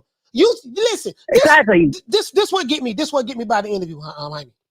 You say that David Benavidez, he doesn't bring nothing to the table. His value is too low. This is why you don't want to fight him. Right. But why the fuck should Canelo want to fight you? What the fuck you bringing to the table? Exactly. You're right. He's got nothing. I mean, come on. Listen, move up. Win unified titles. I don't know, become undisputed, just fight, man. You know what I mean? Stop making up all these excuses. I guess his next fight is his legacy fight, coach, right? Man, it is what it is. It is what it is. That's what he's on right now. Hey, Jaime, man, thank you so much for calling me, brother, man. Salute to you, fam. Yeah, thank you, coach. Thank you. Yes, sir. Have a good day. Yes, sir, you too. Hey, man, look here, man. Shout out to Ride on the Storm. For dropping that quarter of a bam dub on your boy. Hey, Leroy. Super chat received. Playtime's over, boy. I gotta pull this up. Y'all have to see this. Shout out to Earl Stevens. For dropping that quarter of a bam dub on your boy. Hey, Leroy. Super phone chat lines is hot. Received. Playtime's over, boy. I got you, fam. I'm gonna call you right now. Hold on, bro. Phone lines is hot today. Phone lines is hot. Earl Stevens, what you say, fam? He say saw this stat the other day. Bivol would be Canelo's 10th undefeated fighter. Floyd had like 4 in his prime career. Okay, yeah, I didn't know that. Caller, what's your name? Where you calling from? Ed from Oakland. You say Ed from Oakland? Yeah. Ed from Oakland. Ed, hey, talk coach. to me, fam. What you want to talk about?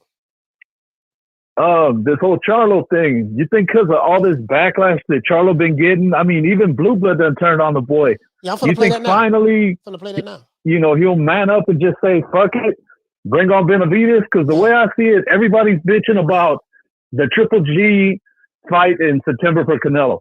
What better than for PBC to put all their money into their fighters and say, you know what, we're going to go head up with Canelo, give people a choice, either watch that bullshit or watch Charlo Benavidez and back the fuck out of them. And maybe, just maybe, next Cinco de Mayo, the winner fights Canelo. Yeah, see, my thing is this Canelo. Dude, he's one fucking fighter. I get it. Everybody want to fight him. I want to fight him. Shit, if I can get me $10 million to fight him, I put my undisputed Amazon Prime belts up to fight him. I know I'm gonna get my ass knocked out, but that's neither here nor there. I want to fight him.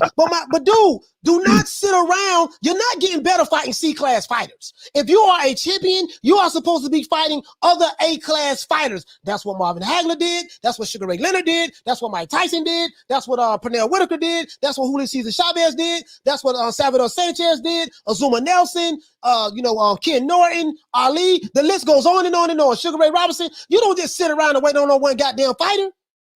Shit, fucking Marvin Hagler had 50 goddamn fights before he got a shot at the title. And you trying to tell me your privileged ass, you too good to fight other champions in your division?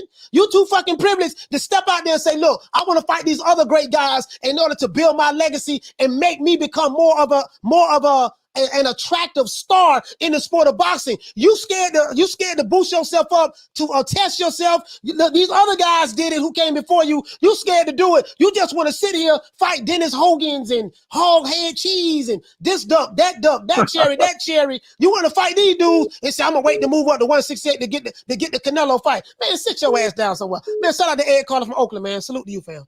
Salute to you, fam. All right, coach. Yeah. I don't want to hear that shit. I don't want to hear that shit. Oh, you hating because Canelo don't want to fight him. Nigga, that's one motherfucker. You got David Benavidez and you got Caleb Plant on your side of the street. Daniel Jacobs on your side of the goddamn street. Yeah, you could have fight what's the dude name? Adames. You could have fought Adames. You picked this motherfucker here from goddamn Poland some goddamn well. And Daniel Jacobs and Andrade already whooped this dude all goddamn ready. What the fuck y'all talking about, man? Niggas sitting there be making excuses. Niggas explaining this shit for this nigga, man. This nigga supposed to be Big Charlo. Shit, he be Big Charlo. He need to move like he Big Charlo. Shit. Yeah, I ain't trying to hear that shit. Carla, what's your name? Where you calling from? What's up, player? What's going on, man? Uncle Charles, man. Uncle Charles, what's going on, my brother? Talk to me, fam. Man, let me tell you something, man. It's a blessing to see you, bro. It's a blessing every time I see you, bro.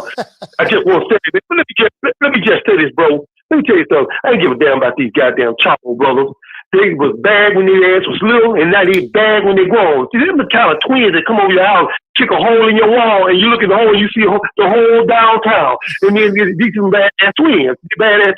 But y'all, I'm going to tell y'all something.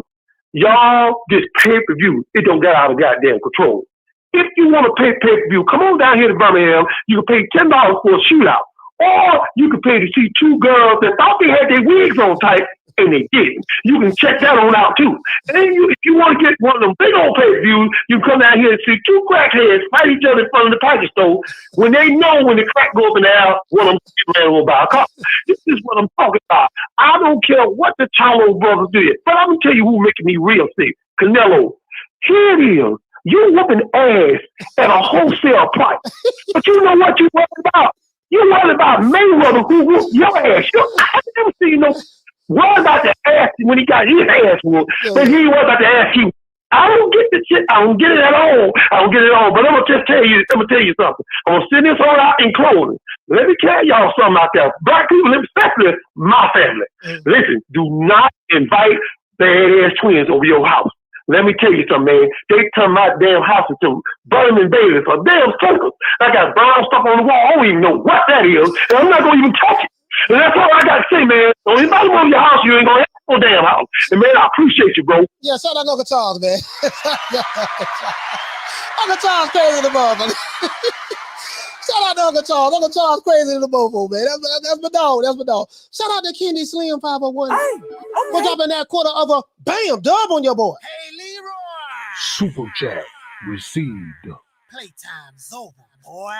He said, salute, coach, for the best new boxing show on YouTube.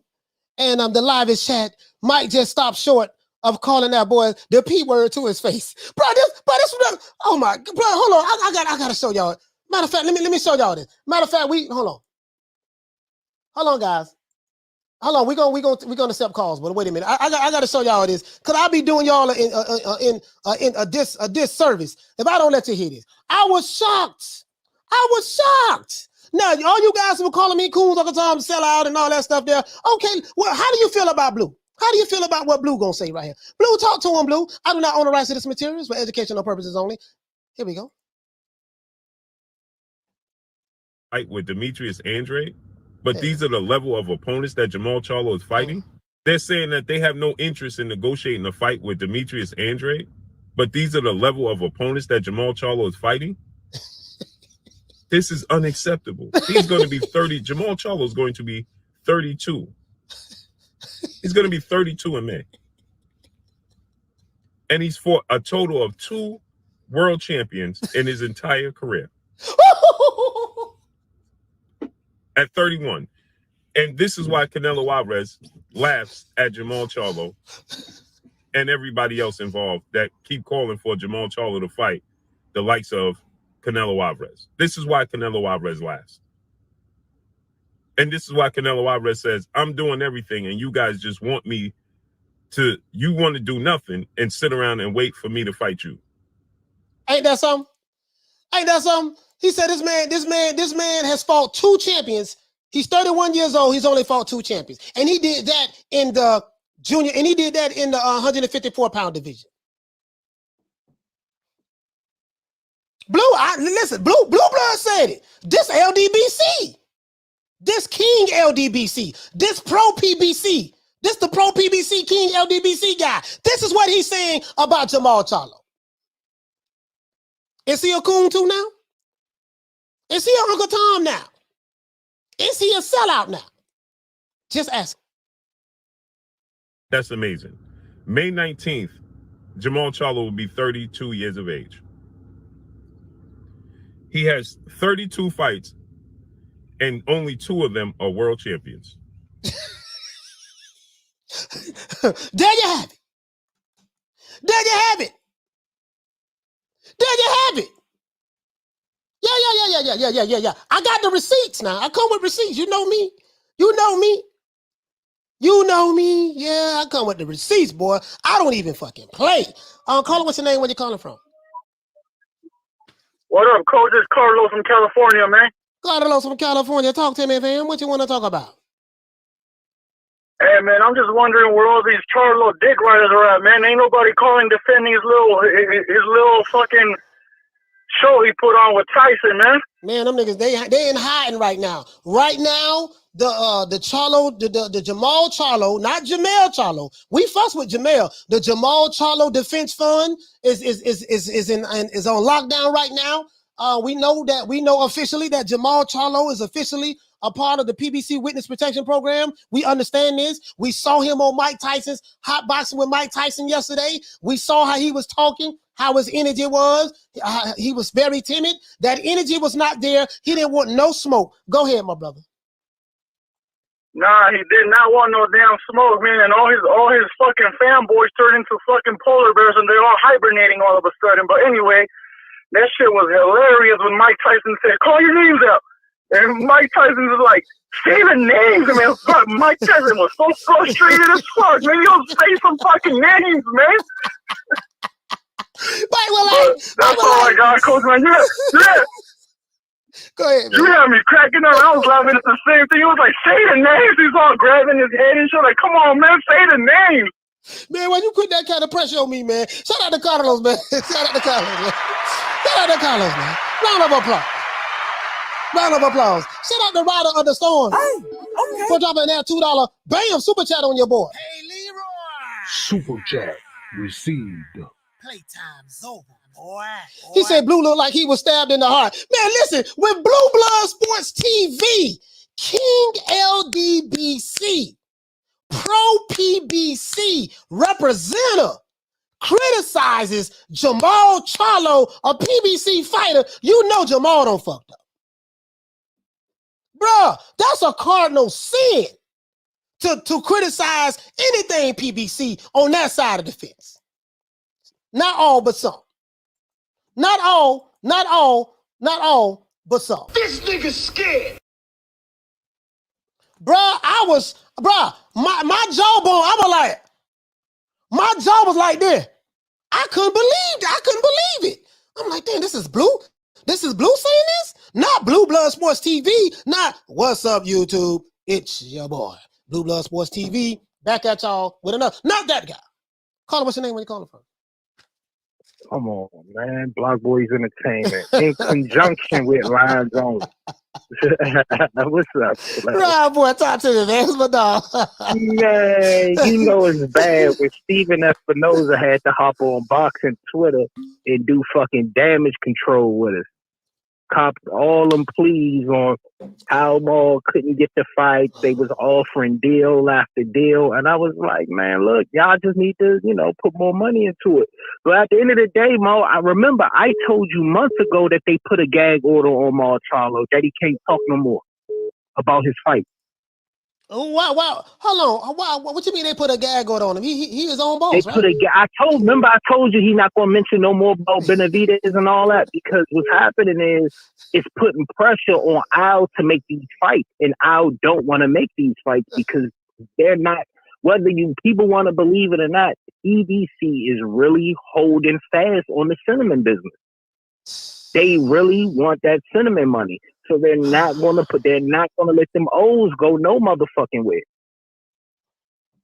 Listen, keeping the O's ain't landing them, ain't getting them anyways. Well, you gotta with Caleb. No, you gotta with Caleb Plant. Yeah. Yeah, but you already see the schedule though. We already know that Benavidez and Caleb Plant not fighting this year. You already know Charlo not fighting it, because Charlo already got his 2 fights lined up. He got Selecki and he got Adonis. That was his 2 fights right there. And then what is going to happen? He got to get right back in line for the cinnamon sweepstakes. Because what they thinking is it's going to come full circle. You dig what I'm telling you? So cinnamon going to have to come around because he can't stay at 175. You know what I mean?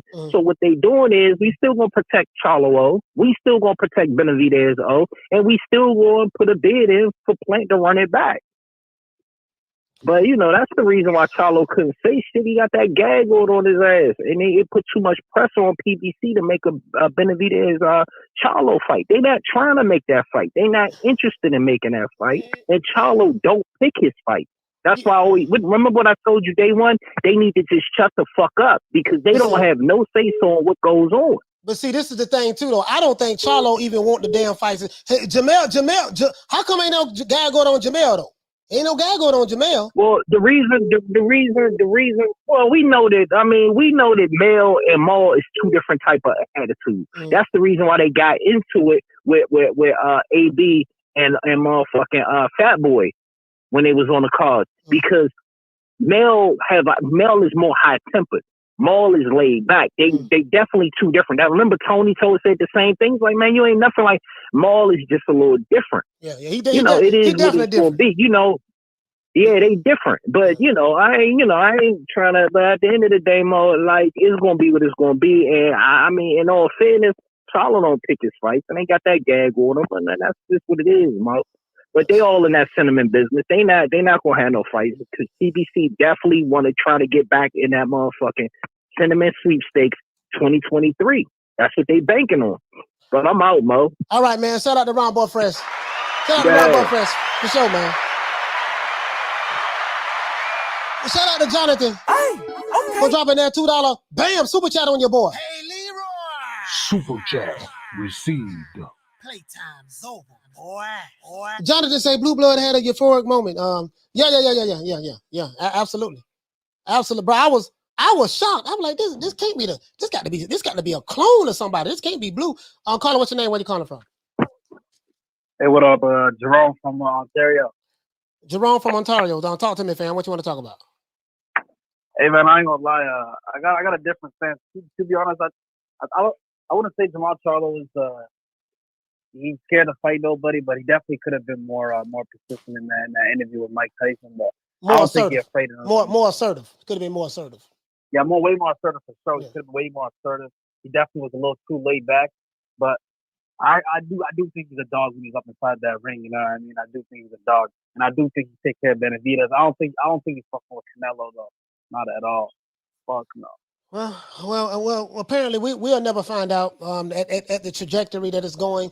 I see a guy that's been in the middleweight division for 5 years. He's fighting his 8th C-class fighter. This is what I see that's going on. So I don't have anything to base that he will beat Benavidez or beat Canelo or beat Plant. I don't have nothing to gauge him on based on the level of competition he's been fighting. So I don't know. But who is Benavidez fought too? Though you gotta say that as well, because I don't think Benavidez really had that much competition inside the ring. And Caleb Plant. I mean, Caleb. You know what I mean? Yeah, I get what you're saying. So more the reason why they should fight each other. More the reason. I don't know. I think they still fight. So I definitely want to see them fight. Yeah. But I'm just saying, bro. I was just saying, like, I don't think Charlo ducking Benavidez. You know what I mean? All right. Well, you know, I can only go by what he said out of his mouth, and what he said out of his mouth when Mike Tyson asked him about fighting David Benavidez on the show. He said that, yeah, man, I'll fight him. I ain't got a problem with it, but he don't bring nothing to the table. He don't have a belt, and his value is kind of low. Yeah. And Mike say, no, man. Mike say, no, man. So I'm holding him to what he said. I ain't going about what nobody else said. I'm going about what he said out of his mouth and what I saw with my own eyes, and that's how I'm judging. But salute to you, fam. You entitled to your opinion, Jerome. I got one more question for you. I got one more question, dog. What? This has nothing to do with Charlo and Charlo. I've got a question about Errol Spence versus Terence Crawford. You think that fight's gonna happen next? No. After he takes care of Ugas? No. And that's it. You don't think so? No, sir. I don't think so. I don't think so at all. Yeah, shout out to Jerome, man. Shout out to Jerome. Shout out to Jose. Shout out to Jose. For dropping that quarter of a bam dub on your boy. Hey, Leroy. Super chat received. Playtime's over, boy. Yeah, I appreciate that, fam. I appreciate that. Listen. I was shocked. Let's see our good brother one more time. Your favorite YouTuber, Blue Blood Sports TV. Shout out to you. Fight with Demetrius Andrade. They're saying that they have no interest in negotiating a fight with Demetrius Andrade, but these are the level of opponents that Jermall Charlo is fighting. This is unacceptable. He's going to be 30. Jermall Charlo is going to be 32. He's going to be 32 in May. He sounds like he's upset. And he's fought a total of 2 world champions in his entire career. Look at the disgust. At 31. Look at the disgust on Blue's face. Canelo Alvarez laughs at Jermall Charlo and everybody else involved that keep calling for Jermall Charlo to fight the likes of Canelo Alvarez. This is why Canelo Alvarez laughs. Look at the disgust. And this is why Canelo Alvarez says, I'm doing everything and you guys just want me to, you want to do nothing and sit around and wait for me to fight you. Facts. That's amazing. May 19th, Jermall Charlo will be 32 years of age. Facts. He has 32 fights, and only 2 of them are world champions. Rid of me that, Batman. Rid of me that, Batman.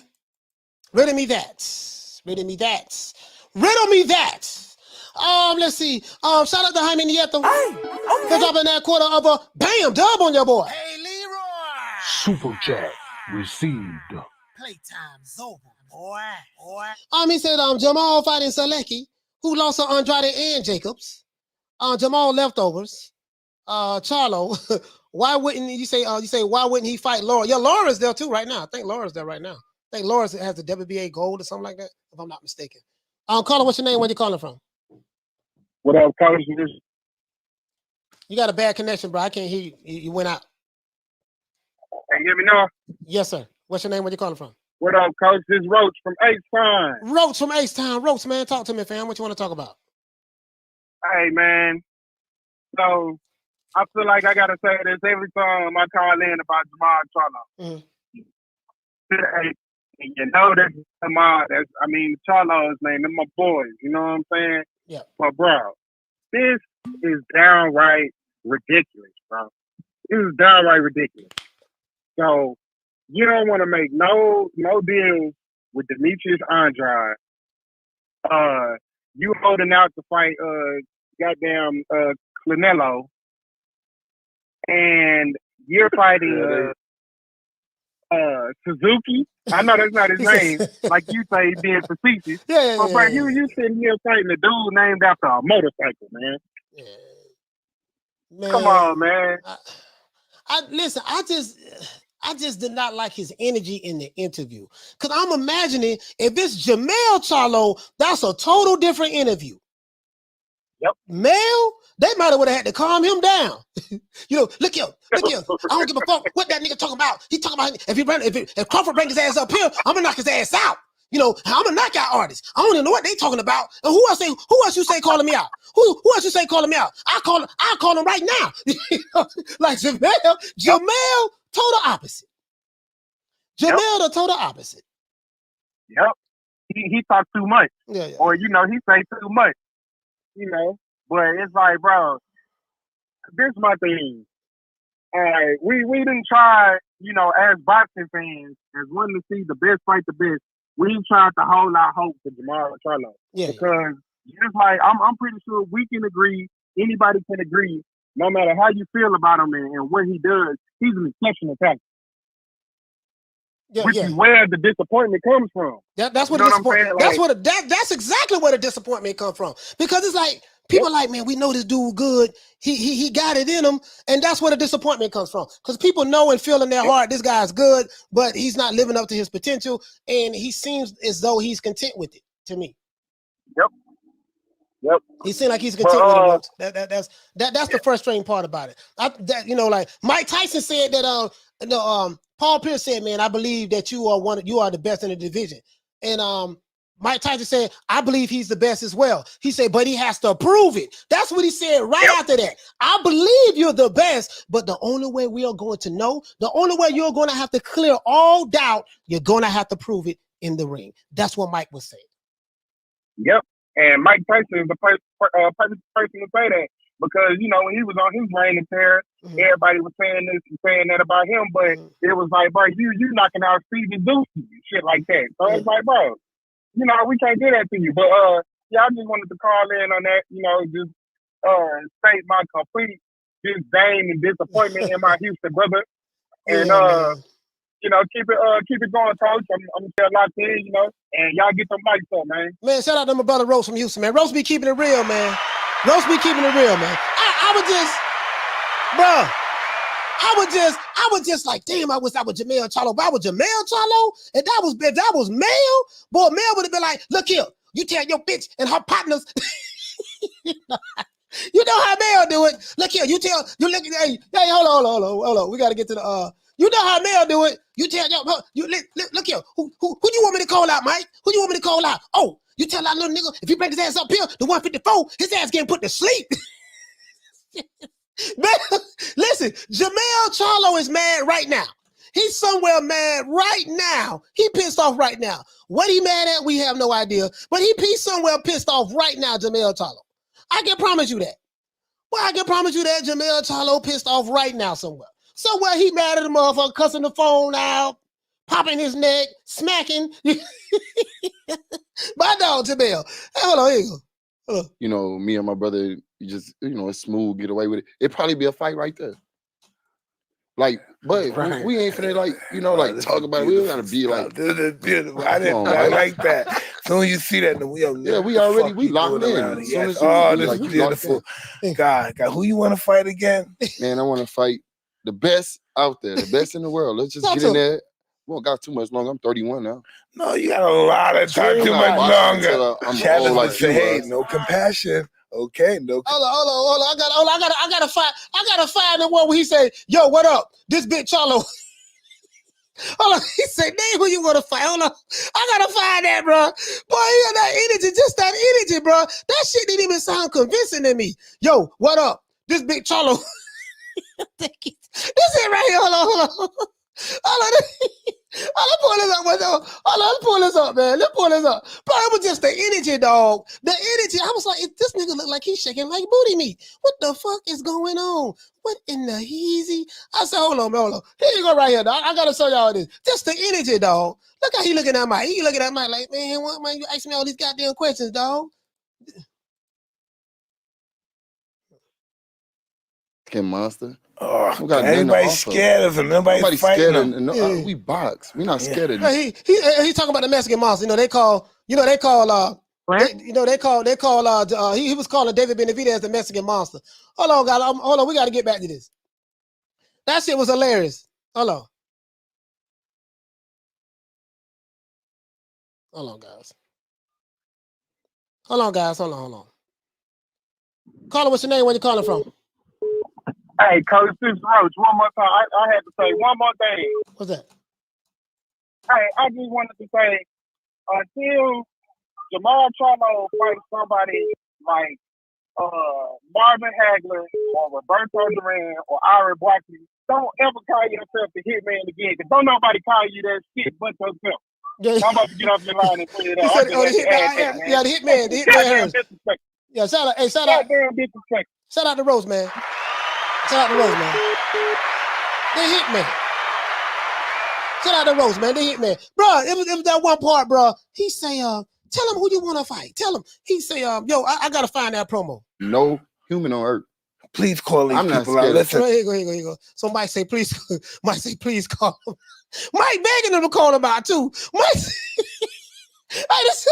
begging. Mike say, please call him out. Please, just do this for the gram. Do this for the gram. Hold on. 512. Let's go back. But that shit was hilarious. Mike said, just please call him back, dog. Call him out, dog. Call him out. Just let him know. Let him know you ain't nothing to be playing with. Charlo twins, we known for calling everybody out. Right. We can call Canelo out for 5-6 years already. Then fight the next best guy, the Mexican monster. Listen to Mike. Who? Benavidez. He ain't no Mexican monster. Everybody's scared of him. Nobody's fighting him. We box. We're not scared of no human on earth. Please call these people out. Listen, the whole world's looking at you. Call these people out. What's up? It's the Jermall the Hitman Charlo. Let's get it. Who want it? Name them names, man. Know who they is. Name the names, please. The names need to be named. Who they is. The Mexican monster. Canelo. All of them. We won't Benavidez. He won't shit. He said, yo, what up? This Jermall the Hitman Charlo. What up? Y'all know what it is?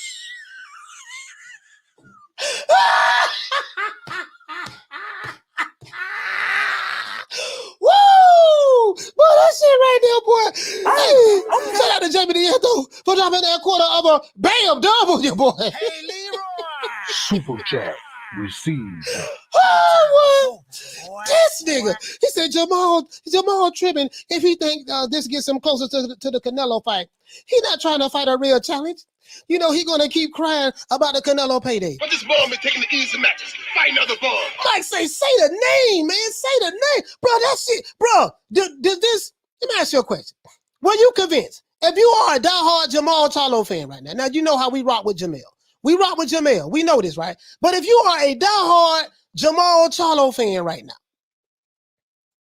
you know, and I like Maul. People think I don't like Maul. I like Maul. I'm the type of dude, I criticize those who I love the most. You know what I mean? Sugar Ray Leonard, listen. We the Charlo twins. We known for calling everybody out. Call them out. Tell them all. We called Canelo out for 5-6 years already. Then fight the next best guy, the Mexican monster. Who? Benavidez. He ain't no Mexican monster. Everybody's scared of him. Nobody's fighting him. We box. We're not scared of no human on earth. Please call these people out. Listen, the whole world's looking at you. Call these people out. What's up? It's the Jermall the Hitman Charlo. Let's get it. Who want it? Name them names, man. They know who they is. Name the names, please. The names need to be named. They know who they is. The Mexican monster. Mexican monster. Canelo. All of them. All of them. He won't shit. He want real one of the homie shit. We can get in there and tangle. Oh my God, bro, my nigga.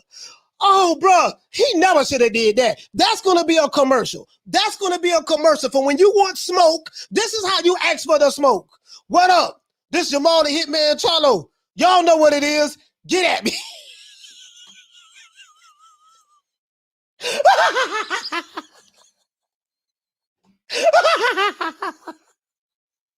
He said, Tyson, like, bro, the whole world is looking. Dog, the whole world. Listen, Jermall Charlo. Hello. Just imagine that's Jermall. Jermall Charlo. Jermall, the whole world is looking. Tell everybody what you want to see. Yeah, what's up? Call him out. He said, yeah, tell him who you want to fight. I want to fight Terrence Crawford. He break his little bit itty bitty ass up here. I'm gonna knock his ass out. Also, I want to fight Danny Garcia. He talking about he want to move up to 154. I'm gonna knock his ass out. Shit, if Errol want it, Errol can get it too. Even though we be sparring, I'm gonna knock his ass out. I'm gonna knock out artists, baby.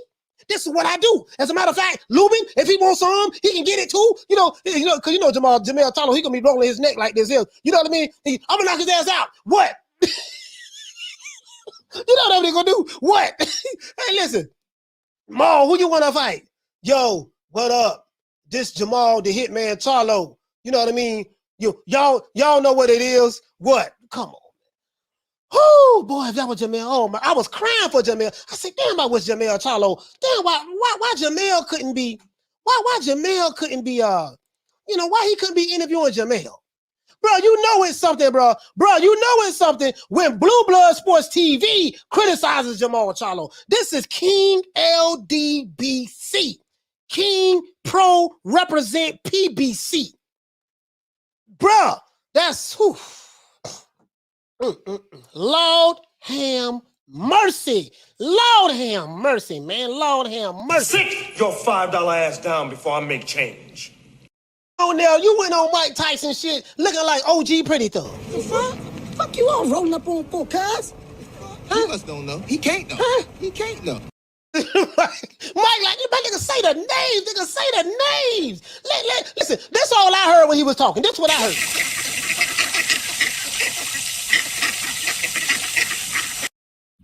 That's what I heard. I don't know what you heard. The interview I heard, that's what I heard. I heard that there. This nigga's scared. That's what I heard. I listen, I hear what Ron Boyfriend saying. Yeah, he can't really say that as a guy going to order. Yeah, I hear what he's saying. Yeah, whatever. Listen, but that's what I heard. Yeah, that's what I heard. That's what I heard. That's what I heard. Because if it was Jermall Charlo, it would have been something totally different. Something totally different. If it was Jermall Charlo. So that's all I'm saying, man. That's all I'm saying. Say the name, nigga. Who you want to fight? Who you want to fight? Bro, like, where the energy was at? Come on, man. This some bullshit. Shout out to the Martin 9400. Hey, okay. For dropping that $2. Bam, super chat on your boy. Hey, Leroy. Super chat received. Playtime's over, boy. He said Jermall sound like he doing a PSA against violence. Man, that shit there, bro. That shit was crazy, bro. But that shit was crazy. And then you got this fool. So I heard a whole bunch of shaky decky going on. And see, this is the problem. This is the problem with these. See, I can't fuck with these modern day boxers. These new dudes that's boxing right now, that's not cut from the cloth of the old school. I can't rock with them. And listen, let me tell you something. I went at it. I had beef with everybody last year. Last year I had beef with everybody. And then I'm on Twitter, minding my own business, doing what I do, doing research, looking at all kind of different stuff. I see this bullshit. I actually do cuss a little. Do you? Also, yeah. What's your favorite curse word? Probably fuck. This Ryan Garcia shit. Now that shit right there. Woo! This nigga that dumped 3 fights last year, and then now this year he's the king of TikTok. I can't take these dudes seriously. How can I take these dudes serious? 48 years old, been watching boxing for 40 years. How can I take these dudes serious? I don't want to hear no shit. Stall them out. Here, look, keep me damn all that. He a grown ass goddamn man. When I was his age, I wasn't doing that shit. Oh my God, bro, I don't know, bro. I tell you what, I'm not changing no time soon. I'm set in my ways when it comes to what I like to see in boxers. My uncles who brought me up in boxing, my uncles and stuff like that, and my old school homeboys who was 8 years older than me, who I came up under, who raised me in the streets, bro, we came up differently, bro. I'm not into that. You want some smoke? Nigga, where that nigga? We as a matter of fact, we finna pull up right now. Dog, we need to make this shit happen. I'm in Al Heyman office right now. Al, look here, man. Check this out, dog. I want this dude, man. You Al Heyman, you the all-powerful God in boxing. So they say, sources say, we need to make this shit happen, dog. You got to say that shit with conviction.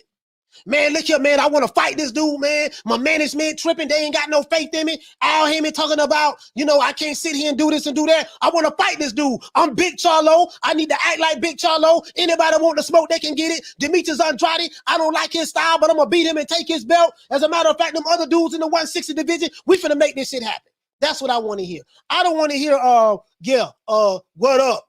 This Jermall, the hitman Charlo. Y'all know what it is. Get at me. I don't want to hear that. I don't want to hear that. I don't want to hear that. I don't want to hear that. I'm just saying me. Y'all, again, I come from the, I'm cut from a different cloth. Mr. T, what you say, fam? He said, Crying Garcia, the next IG model. This is, how can I take a nigga like this serious? How can I take somebody like this serious? He said, Coach, I played tank dancing, same energy. Yeah, I played tank dancing yesterday. I played him dancing yesterday, bro. That's the energy. I played him yesterday. He said, it's bad when the women airing Ryan out. If you was here yesterday, Lynn, I played it yesterday. Unknown caller. I don't have to play tick for tack. It is what it is. I played it yesterday, my brother. Oh, let's see, man. Yeah, I don't want to hear that shit. I don't want to hear that shit. I'm saying I don't. I don't want to hear that shit. Caller, what's your name? Where you calling from? The new media today, boxing. We did it first, and we motivate even the greats. Even the greats. Hey, who's here, man? It's me, Cassidy, Coach, man. What's up, man? Cassidy, what's going on, fam? Cassidy from London. Talk to me, fam. What you want to talk about? Well, you already know what I want to talk about, and you know what we should be talking about as a whole boxing family, a whole boxing community. What the fuck did we just witness? What are we watching right now? What is going through Charlo's head? Shit, Charlo. He's sitting there talking to one of the best. He's sitting there talking to one of the best heavyweights that's to ever do it. One of the best to ever put on the pair of gloves. Telling them, sitting there telling them, call out these guys that you need to be calling out. What are you doing? What are you doing? You've held this WBC belt for almost 3.25 years now, and you've been in the division for 5 years, like we keep saying, Coach. So what the hell is going on? Who the hell is Selecki? Even though I give credit to Selecki because his resume is better than Charlo's resume. Yeah, Charlo's the champion, but Selecki, he did fight. He fought Gabe Rosado, he fought Daniel Jacobs, and he fought Andrade. So he fought 3 fighters that I think he fought 3 fighters. And I think Charlo and Selecki did fight a common opponent. I think they fought what was the common opponent? I want to say Hugo Centeno Jr. They fought, he fought him too. So they fought a common opponent.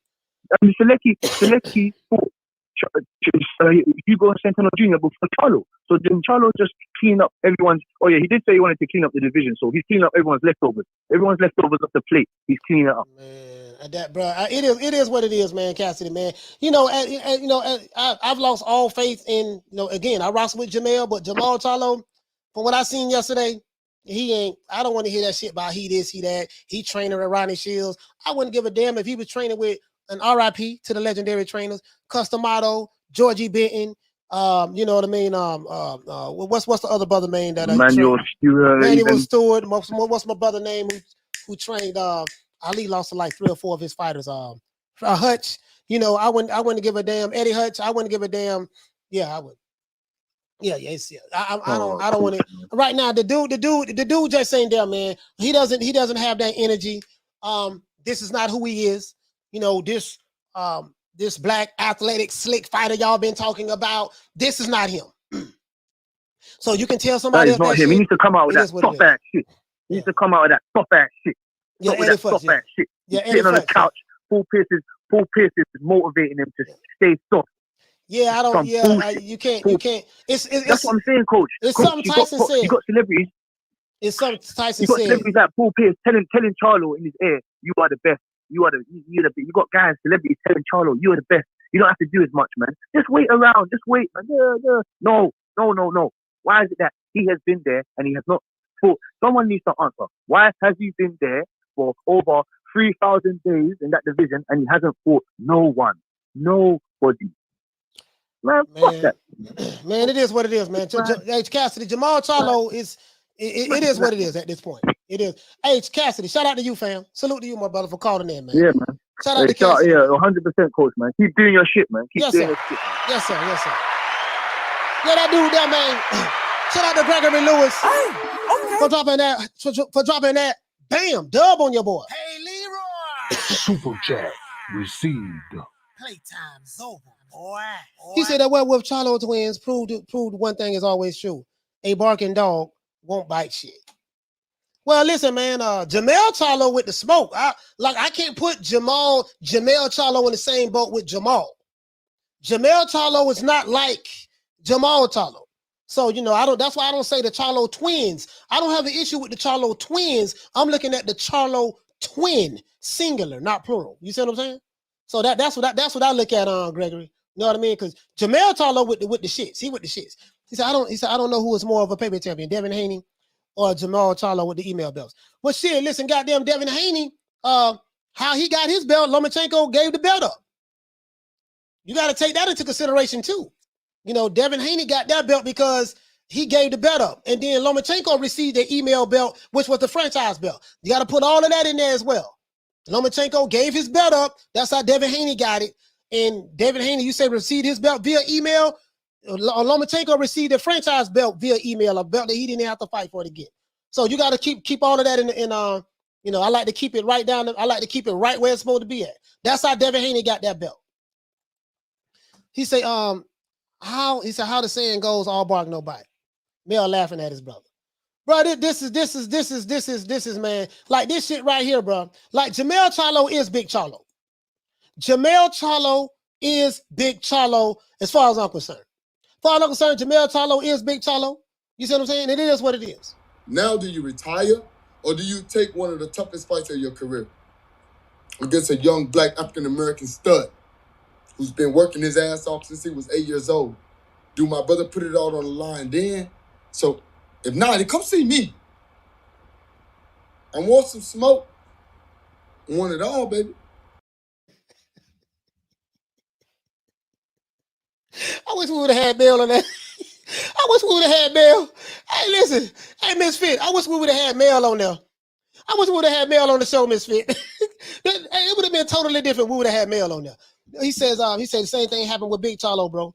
WBC elevated Canelo to the franchise belt. Yeah, that is true. Facts. WBC elevated Canelo to the franchise belt. That's how he got it. And that's how Canelo got ducking Charlo narrative started. Exactly. That's facts. Canelo received the belt via email, the French fries belt. And he went on to fight. Who Canelo fought? I think he fought Triple G and he fought Daniel Jacobs. He fought Triple G and fought Danny Jacobs. Those are the two guys he fought. But you're right. That's how the narrative got started. That's how it got started to where, Canelo went on, because he was afraid of Jermall Charlo. He got elevated to the French fries belt, and then he ended up fighting Triple G, and he fought Daniel Jacobs. You're right about that. You're right about that, fam. We got to call it right down the middle. We got to call it how we see it. You know what I mean? Regardless of who the fighter is, we got to call it how we see it. Little green ass people, what you say? He said bad people are hitting the mic up. He say hitting mic up for the other bro to come on there. Hey, we gotta get Jermall on there. We gotta get Jermall on there. Jermall, shit, nigga, please. Jermall is gonna be something totally different. Canelo, you was a stud. You're a little fast, short little motherfucker. You go hard. What do my brother need to do? Go out on Instagram talking stupid to the Canelo fan. Canelo, you got a lot of fans, and we love it. We love the fan base you got. You redhead motherfucker. You been knocking motherfuckers out. Bite. Now what? Jermall Charlo, the interview is totally different. The interview is totally different with Jermall Charlo. I love Mel Charlo. Now, I talk shit about him being emotional and shit. Now, the nigga is emotional. But, bro, how can you not like Jermall Charlo? How can you not like Jermall Charlo? You know what I mean? He talks shit. Listen, Jermall Charlo like this here. You either gonna love him or you gonna hate him. You hate him because he talk a lot of shit. He's arrogant. All of that stuff there, that's good. Or you gonna love him because he talks shit, but he will back it up in the ring. You know what I mean? So it is what it is. Male is totally different. Male and Mo. It's hard to believe that these guys are twins. How can you guys be twins but have total? And it does happen. Twins do have different attitudes and different personalities and stuff like that. It does happen. But how can y'all be twins and they just different as night and day? One dude, he wake up angry. The nigga mad. Listen, I could probably, if I had Jermall Charlo number right now, if I hit him on the beeper, let me hit him on the beeper right quick. I can send him a page on the beeper, or I can hit him up on my sidekick right here. Let me hit him up on my sidekick. Send him a message on my sidekick. Give him a call. He'll probably be mad right now. What?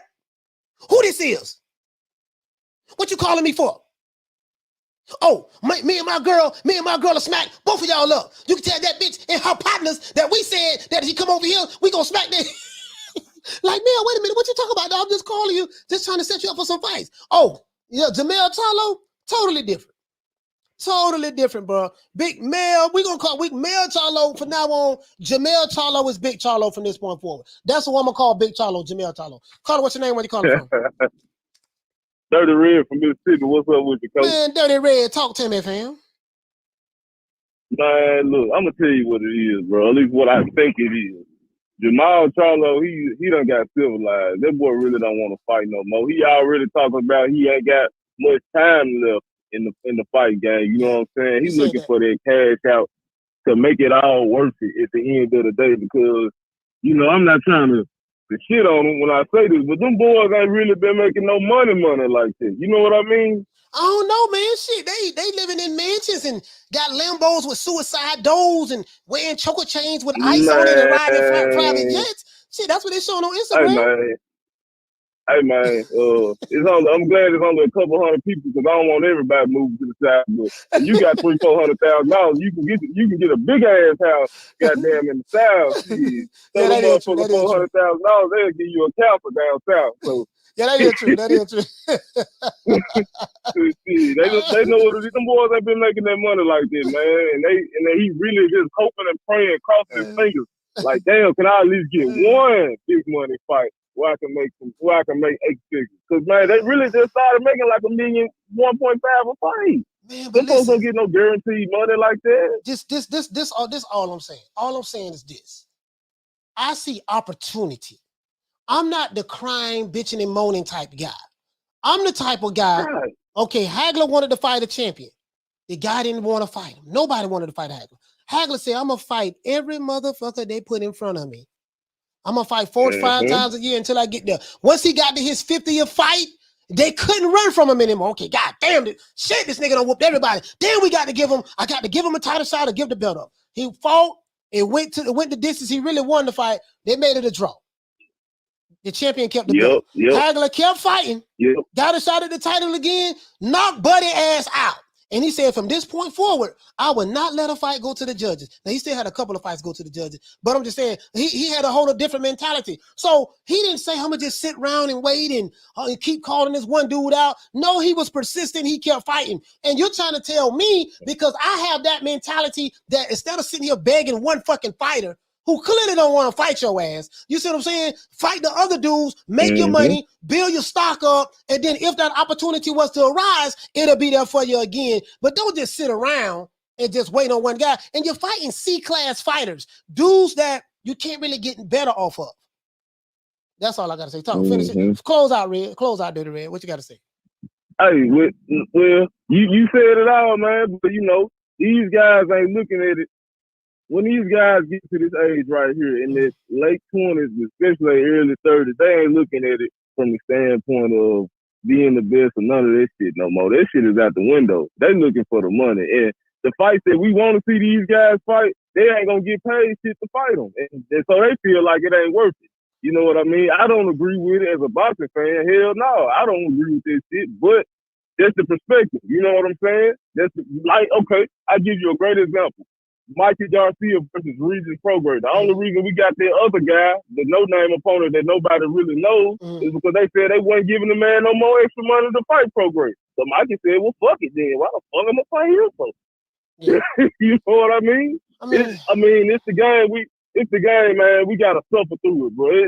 That's the sad part about it. We gotta suffer through this bullshit, man. You know, I don't know. Somebody needs to find some money for these guys. Man, Dirty Red, shout out. Hey, salute to my brother Dirty Red from Mississippi, man. Salute you, fam. Yeah, man, I can't, man. I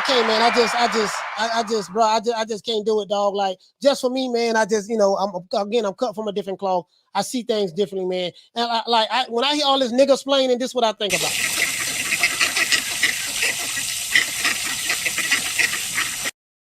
This is what I'm thinking about, dog. That's it. That's how I see it. It is what it is, dog. And you know what? I can't clean it up. Can't clean it up. I'm not gonna apologize. When you got Blue Blood Sports TV saying, damn, this man finna be 32 years old, and you only fought 2 champions since you've been a professional fighter. When Blue Blood Sports TV, King LDBC, King Pro PBC say this, and he said Canelo don't fought so many different champions. This guy don't fought so many different undefeated champions and stuff like that, unified divisions and stuff like that. You ain't got to like him. You can say he did that. I ain't got no problem with none of that. But when you calling another fighter out, you better be doing just as good as he doing. That's the only problem I have. You can say whatever the fuck you want to say about Canelo, because I'm not a part of the Canelo defense fund. But when you say that, okay, yeah, he ain't fought this dude, he ain't fought Benavidez, he hasn't fought what the dude name Jermall Charlo, and yada yada yada yada, and he's afraid he this and that. But I'm like, okay, I'll go with you on that. But then he don't fought over 10, he don't fought like 10, 15 different champions. He don't unify multiple divisions. He don't became undisputed in a division, and he's going up in weight again to fight another undefeated champion. I'm like, okay, cool. So I hear what you're saying, but what is this guy doing? Because this guy you talking about is fighting all of these undefeated champions, unifying divisions, becoming undisputed, fighting another undisputed champion. So you say he ducked these 2 guys. Okay, fine. But what is this guy doing that you say he ducked? What is that guy doing? Oh, well, he ain't got to do nothing. Yeah, what you mean what he doing? Man, nigga, you cooning. What you mean what he doing? Come on, man. Well, like y'all, they kill me with that shit, dog. They kill me with that shit, dog. Like, I'm like, okay, cool. You saying this guy who's accomplished all this shit is doing all this other shit, but what is this guy doing? Come on, man. As a matter of fact, I'm finna put the icing on the cake on this shit. I'm gonna put the icing on the cake on this shit. Shout out to Con Shonery. Hey, okay. For dropping that $6.99. Bam! Super chat on your boy. Hey, Leroy. Super chat received. Playtime's over. Boy. He said, leave him all alone. He's destined to be the 11th best, and you can't stop him. That's all I'm saying, dog. That's all I'm saying. If you're going to criticize a fighter for ducking another fighter, so this is what I do. I said, okay, let me pull both of these fighters up and see exactly what they've been doing. And as a matter of fact, let's do that. Fuck it. Let's do that. Let's do that. Let's pull it up. Let's pull it up. Let's do that. Let's go to BoxRec. Let's go to BoxRec. Let's do that. Let's do that. Let's do that. Fuck it. Let's do that. Let's do that. Let's see. Go to BoxRec again. Let's do that. Let's do that. Because I think I asked some valid questions. I think I asked valid questions. I do. I think that I'm very sensible. You know what I mean? I know I got a lot of enemies, but that's okay. I ain't got no problem with that shit. Sitting there ass packing. Let's see. Let's see. As a matter of fact, it's so that's all I do. That's all I do. I say, okay, I hear what you're saying. Okay, let's go right here. Let's go down to, let's see, 2000, let's see, 19, Triple G. Let's see something. All right, let's go right here. Let's go right here to my dog, Big Maul, Lions only. Let's see, 2017. We're going to go to 2017. 2017 for both guys. Let's go to 2017 for both guys. So this is my criteria, guys. So you say, this is what I look at. It's very simple. Very simple for me. Very simple for me. This is what I look at. This is what I look at. Okay. When you tell me that that Cinnamon is ducking your guy, he was afraid, shaking like booty me, he didn't want to fight him, whatever the case may be. I said, okay, fine. Okay, let's go down. Let's go down. All right. So Jermall Charlo moved in the middleweight division in 2017. In 2017, Canelo fought Julio Cesar Chavez Jr. Okay. He fought Gennady Golovkin. At that time, he was the guy in the middleweight division. He fought Gennady Golovkin twice. In between that, he got popped with using PEDs, clenbuterol. He fought Rocky Fielding, okay. He fought Daniel Jacobs, okay. So he fought Triple G in the middleweight division and Daniel Jacobs in the middleweight division, okay. He moved up and fought Sergey Kovalev and took his belt. He fought Callum Smith, took his belt. Adney Yildirim, I think that was a mandatory. There ain't nobody like that. He fought Billy Joe Saunders, undefeated champion, took his belt.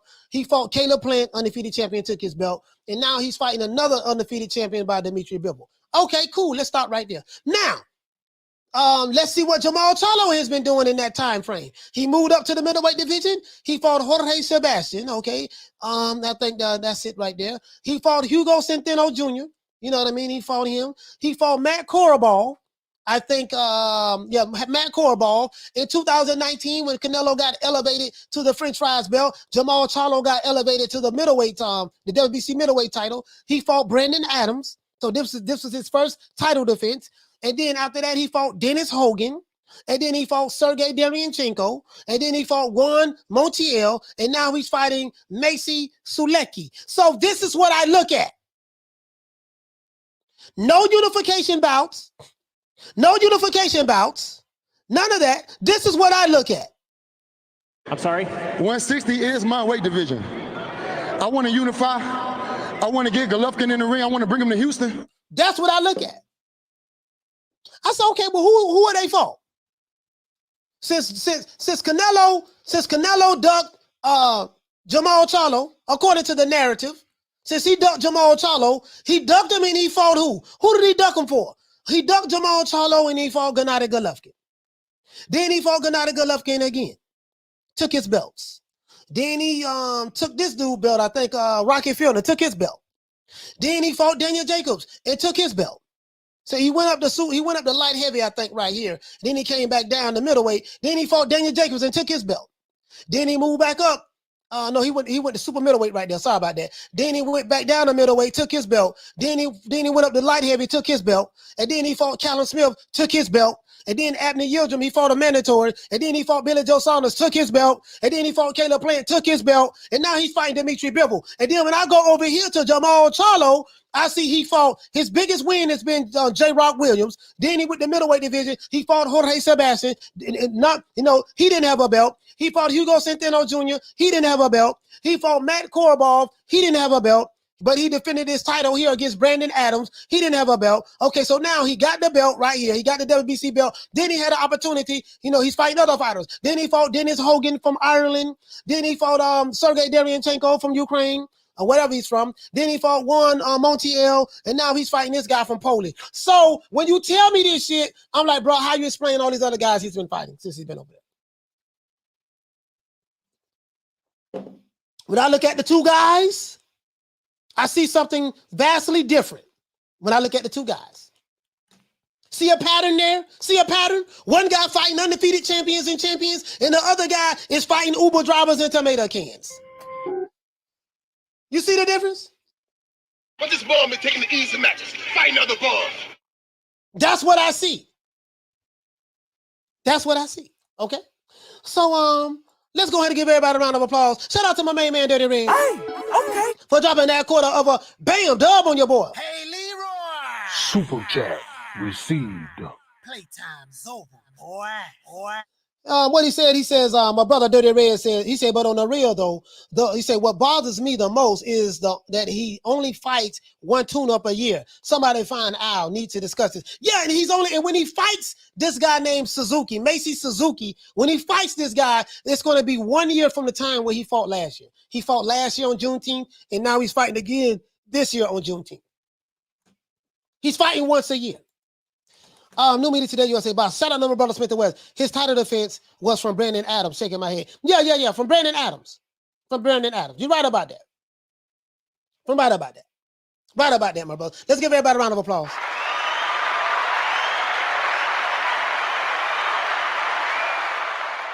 You know how we do it, man. We go out OJ the Jew Man style. Shout out to the Boxing Lounge. Hey, okay. We gotta give a shout out to everybody who called in.